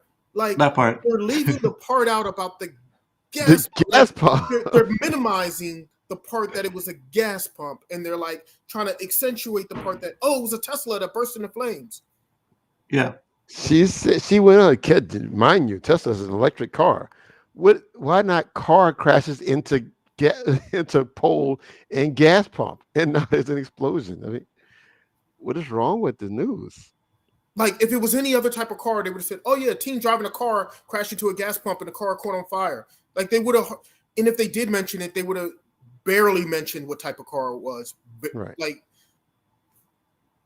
but they had to make a big deal because it's a Tesla. Well, that's what Teslas do. They run into poles and blow up gas pumps. When you've got a teen driving them irresponsibly, yeah. So here's another good one. So be glad you got yours, Steph. The Tesla Model 3 Standard Range Plus is sold out for 2021 in the US. And all Tesla Model 3s are sold out in Canada. I don't know if I have that as a separate article or not. I think the Model Ys are sold out now. But what's with that price as well? Oh, that's a potential savings. Yeah. Click that over the purchase price. Where's that? Yeah, I wouldn't. Whenever you guys see me pull it up, I always change it over. Right. Tesla aims to start Model Y production at Gigafactory Berlin in October, pending government approval. As Omar pointed out, July was Earth's hottest month on record. That's coming from the Weather Channel, but I'm sure they were just reporting on somebody else. Ray for Tesla points out that European Model Y reservation holders, Tesla China officially confirms 8210 units of made in China Model Y exported in July. It's impressive considering it's the first month of exporting made in China Model Y. FYI, this is the first month of Model 3 export. In the first month of Model 3 export last October, 7,000 units were exported. So they actually increased. That's incredible. And also mentioned was from January to July, Giga Shanghai made over 200,000 units of Model 3 and Model Y. Woo! So is Tesla going to be close to about 1 million units this year? I think so. I mean, the amount of growth year over year has been phenomenal. And it's funny because everybody was saying before, oh, yeah, they can't continue to grow that fast. There's no way that they can this exponential growth. That can't keep happening. And because if you remember, they didn't think that they were going to even make 200,000 cars last year, but yet they made like 500,000. Yeah. So, I mean, if they make 1 million this year, that's just doubling. Like that growth is insane. It is. So this tweet from Elon is in reply to a guy named Samson. He says, so to streamline efficiency must go a long way. The Gigapress are amazing. Will all models eventually have their own cast machine to press the full chassis? Elon's like, hey, we already do. All models do use aluminum casting, but the Model Y will be the most advanced with 2/3 of the body cast. So that at that point, you add in the structural pack, and then the entire vehicle is pushed out like a die-cast toy. with the measurements being measured in microns, he says. So the quality should continue to go up, which is cool. So then I won't have that problem. Well, that's phenomenal. Yeah. See, I took my car too early, man.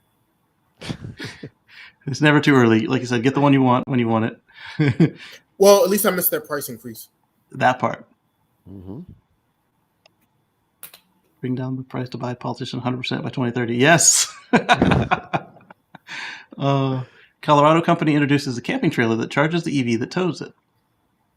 It's got a 75 kilowatt hour battery in the bed, or under the floor pan, I should say, and then sleeping space for 4. So you've got a bed and then a bunk bed, and then it's got all the other stuff a teardrop trailer would have. In the back will be a camping stove, that sort of thing. And you can recharge it at the campsite, so you can make it back.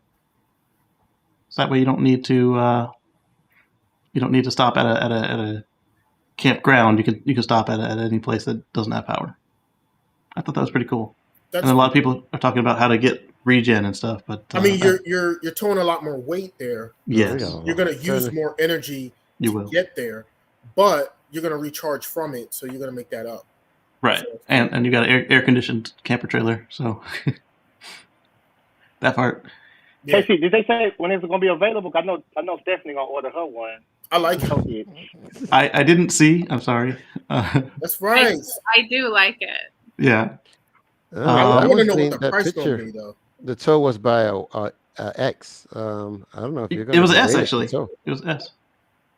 That was an S in that picture? It was an S in that picture. I want to know what that price is going to be, though. That's a good question. Wait, was that an S? It looked like an X. It looks like an X. Let me open it back up. But you're not rated to tow that much, though, on the Y. Oh, yeah, it is an X. I'm sorry. It was they squished it. That's why. Let's see if they have a price. Type a $sign in. Starts at $45,000. That's not bad for a 75 kilowatt battery. Plus a camper trailer. When it's parked at my house, can I charge my house with it? I mean, probably the battery itself is like 20 grand. So yeah, it's also going to CCS. Oh, not CCS. It's going to DC charge your Eevee. So it will be faster than breaking out your cable adapter. So this one was a video by Autoblog, or I'll just say Auto Trader UK, and I thought it was pretty interesting because they're looking at increasing the speed limit for EVs, because the whole reason they lowered the speed limits in the UK was to reduce emissions. Well, most EVs have no emissions, right? So it's a good 6-minute video. They talk about the pros and cons of it, and I liked it. I like it, but I thought the other reason they did that was for safety. The safety was a small part of it. I can drive my Eevee faster on the highway, but that was the one thing he pointed out. He's like, yeah, they can go faster, but will they? Because now they got to stop more. Right. But being able to go faster might make it so that somebody else will switch from their Porsche to their Porsche Taycan. So Clean Technica has an essay up by Zach Shahan, and he says that carbon capture and hydrogen paradises are fossil fuel delay tactics. And he is saying that that all of this is just them hand waving so that they don't have to actually change anything before they have extracted all of the world's oil. And then I followed up with an article I found in Slashdot where it says blue hydrogen is worse for the climate than coal because it comes from methane. Yep. Just say. Right. Yeah. That's what we've been trying to say. Like, well, first of all, there's too many inefficiencies built into it. Right. The process. Even if you got it from solar. You have to create the hydrogen, then you have to store the hydrogen, then you have to transport the hydrogen to somewhere else. Then you have to, refuel the vehicle from that hydrogen that you're storing somewhere else. And there's just all these inefficiencies built in. It would be more efficient just to use the same electricity that you're using for that whole process to just store directly in a battery. Right.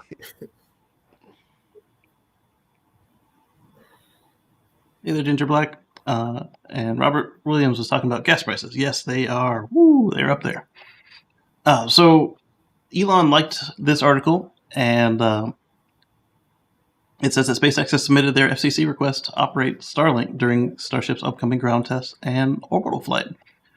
So that's going to be actually kind of cool to watch. And he didn't follow it up with any text, so that means that they weren't wrong, at least based on the way he typically uses Twitter. So that was kind of cool.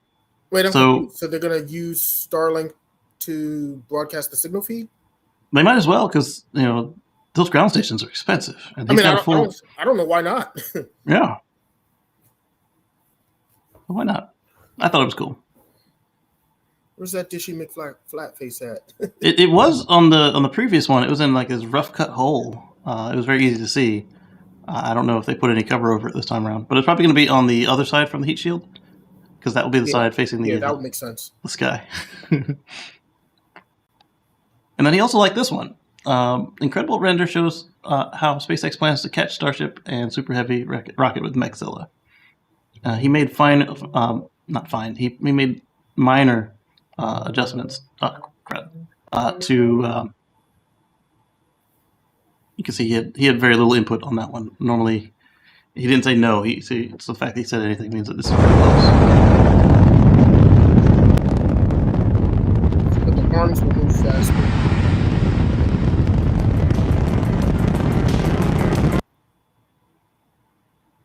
Like so.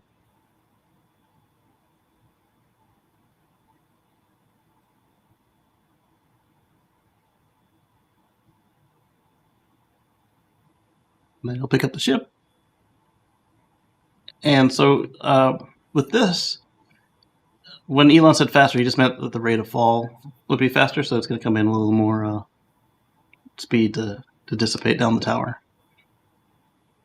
And this is how they plan to get a Starship to be able to launch every hour, which is incredible. 24 That's a day. Insane to me. Yes. But it's exciting. Impossible. It can't be done. Yeah. Like everything else that he does. Exactly. Nobody will ever do it. So Jeff Hu's complaints are falling on deaf ears. They made this big chart about how this lunar starship is not going to work, and he lost his appeal. And then it was further followed up with the government saying that everything was done correctly. And now NASA has cut SpaceX a check, $300 million. And what did they say? Hopefully, the SpaceX team will work fast. Do you expect to have lunar starship ready to land humans in 2024, despite other delays? And Elon's response is probably sooner.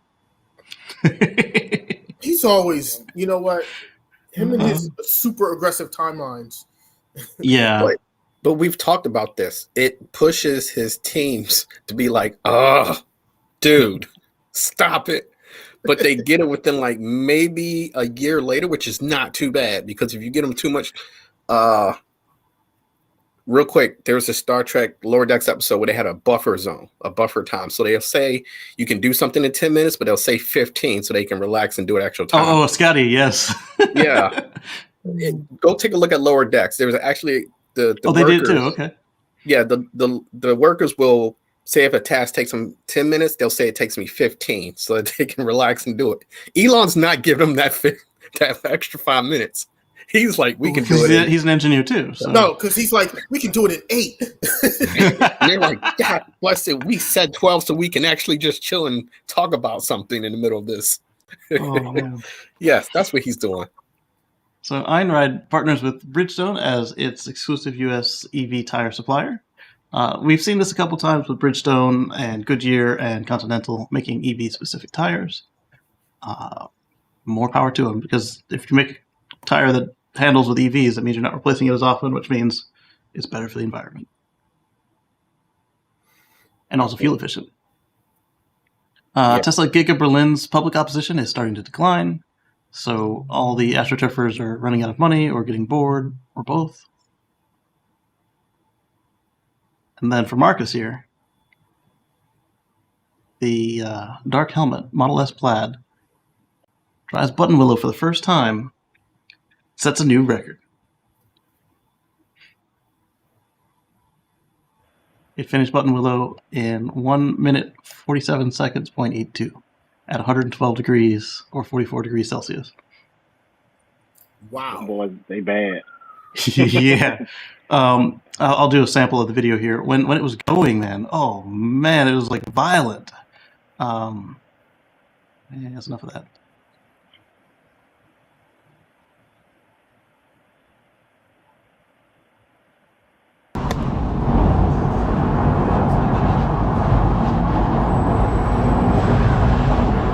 He's just the acceleration G.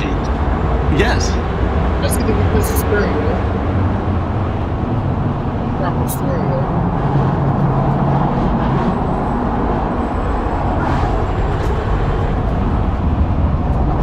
Look at that left turn, 1.7. All you hear is that.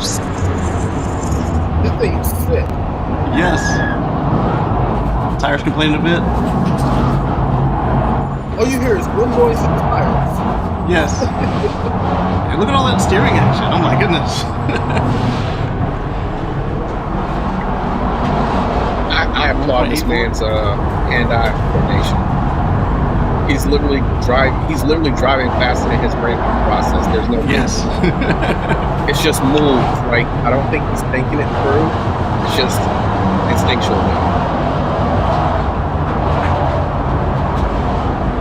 That is crazy.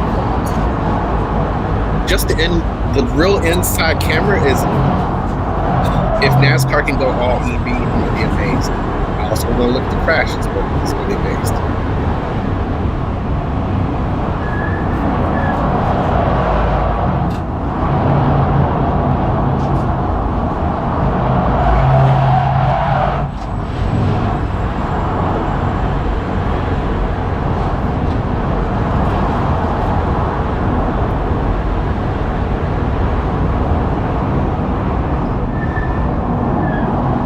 can hear the brakes. And that's hard to do on Eevee. God bless it. Not 100 miles an hour.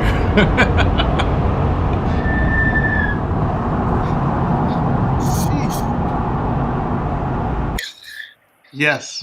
And it was, what was it, 112 degrees? Yes. Oh man. So that got me nervous just watching it. Overheated immediately. Yeah. Let me tell you something. That racing like that, I did a couple classes before now, but yeah, you gotta really it's not easy. Like it's really takes some. It don't look easy. No. You know, but I did a couple classes like that before, but yeah, that's not a joke, man. That car is bad though. That car's got some 315s all around, like 315 tires, and that's even the front. Like they. I mean, we got some in the works though. They making a couple things for me. Unplugged Performance. I got some good stuff coming from them pretty soon. But them guys, they're bad. It's a bad car there. I was like you, Marcus, after that. Huh? I was like you after that. What's that? I was looking at like, ding. Yeah. Oh, that's bad. Yeah. So, are you going to do both types of racing, or are you going to do mostly drag, or are you going to? I'm focusing on drag on that car. You know, we never know. We got some works and something going on. I can't really say too much, you know. But all right, keep us posted. No, the cover say and high voltage and performance racing. So get them. There you go. Well, we've gone over our typical amount of time, so let's give a quick message to everybody, and I'll catch up with all the hosts, and then we'll go home for the day. So thank you for watching, and thank you for our channel members and patrons.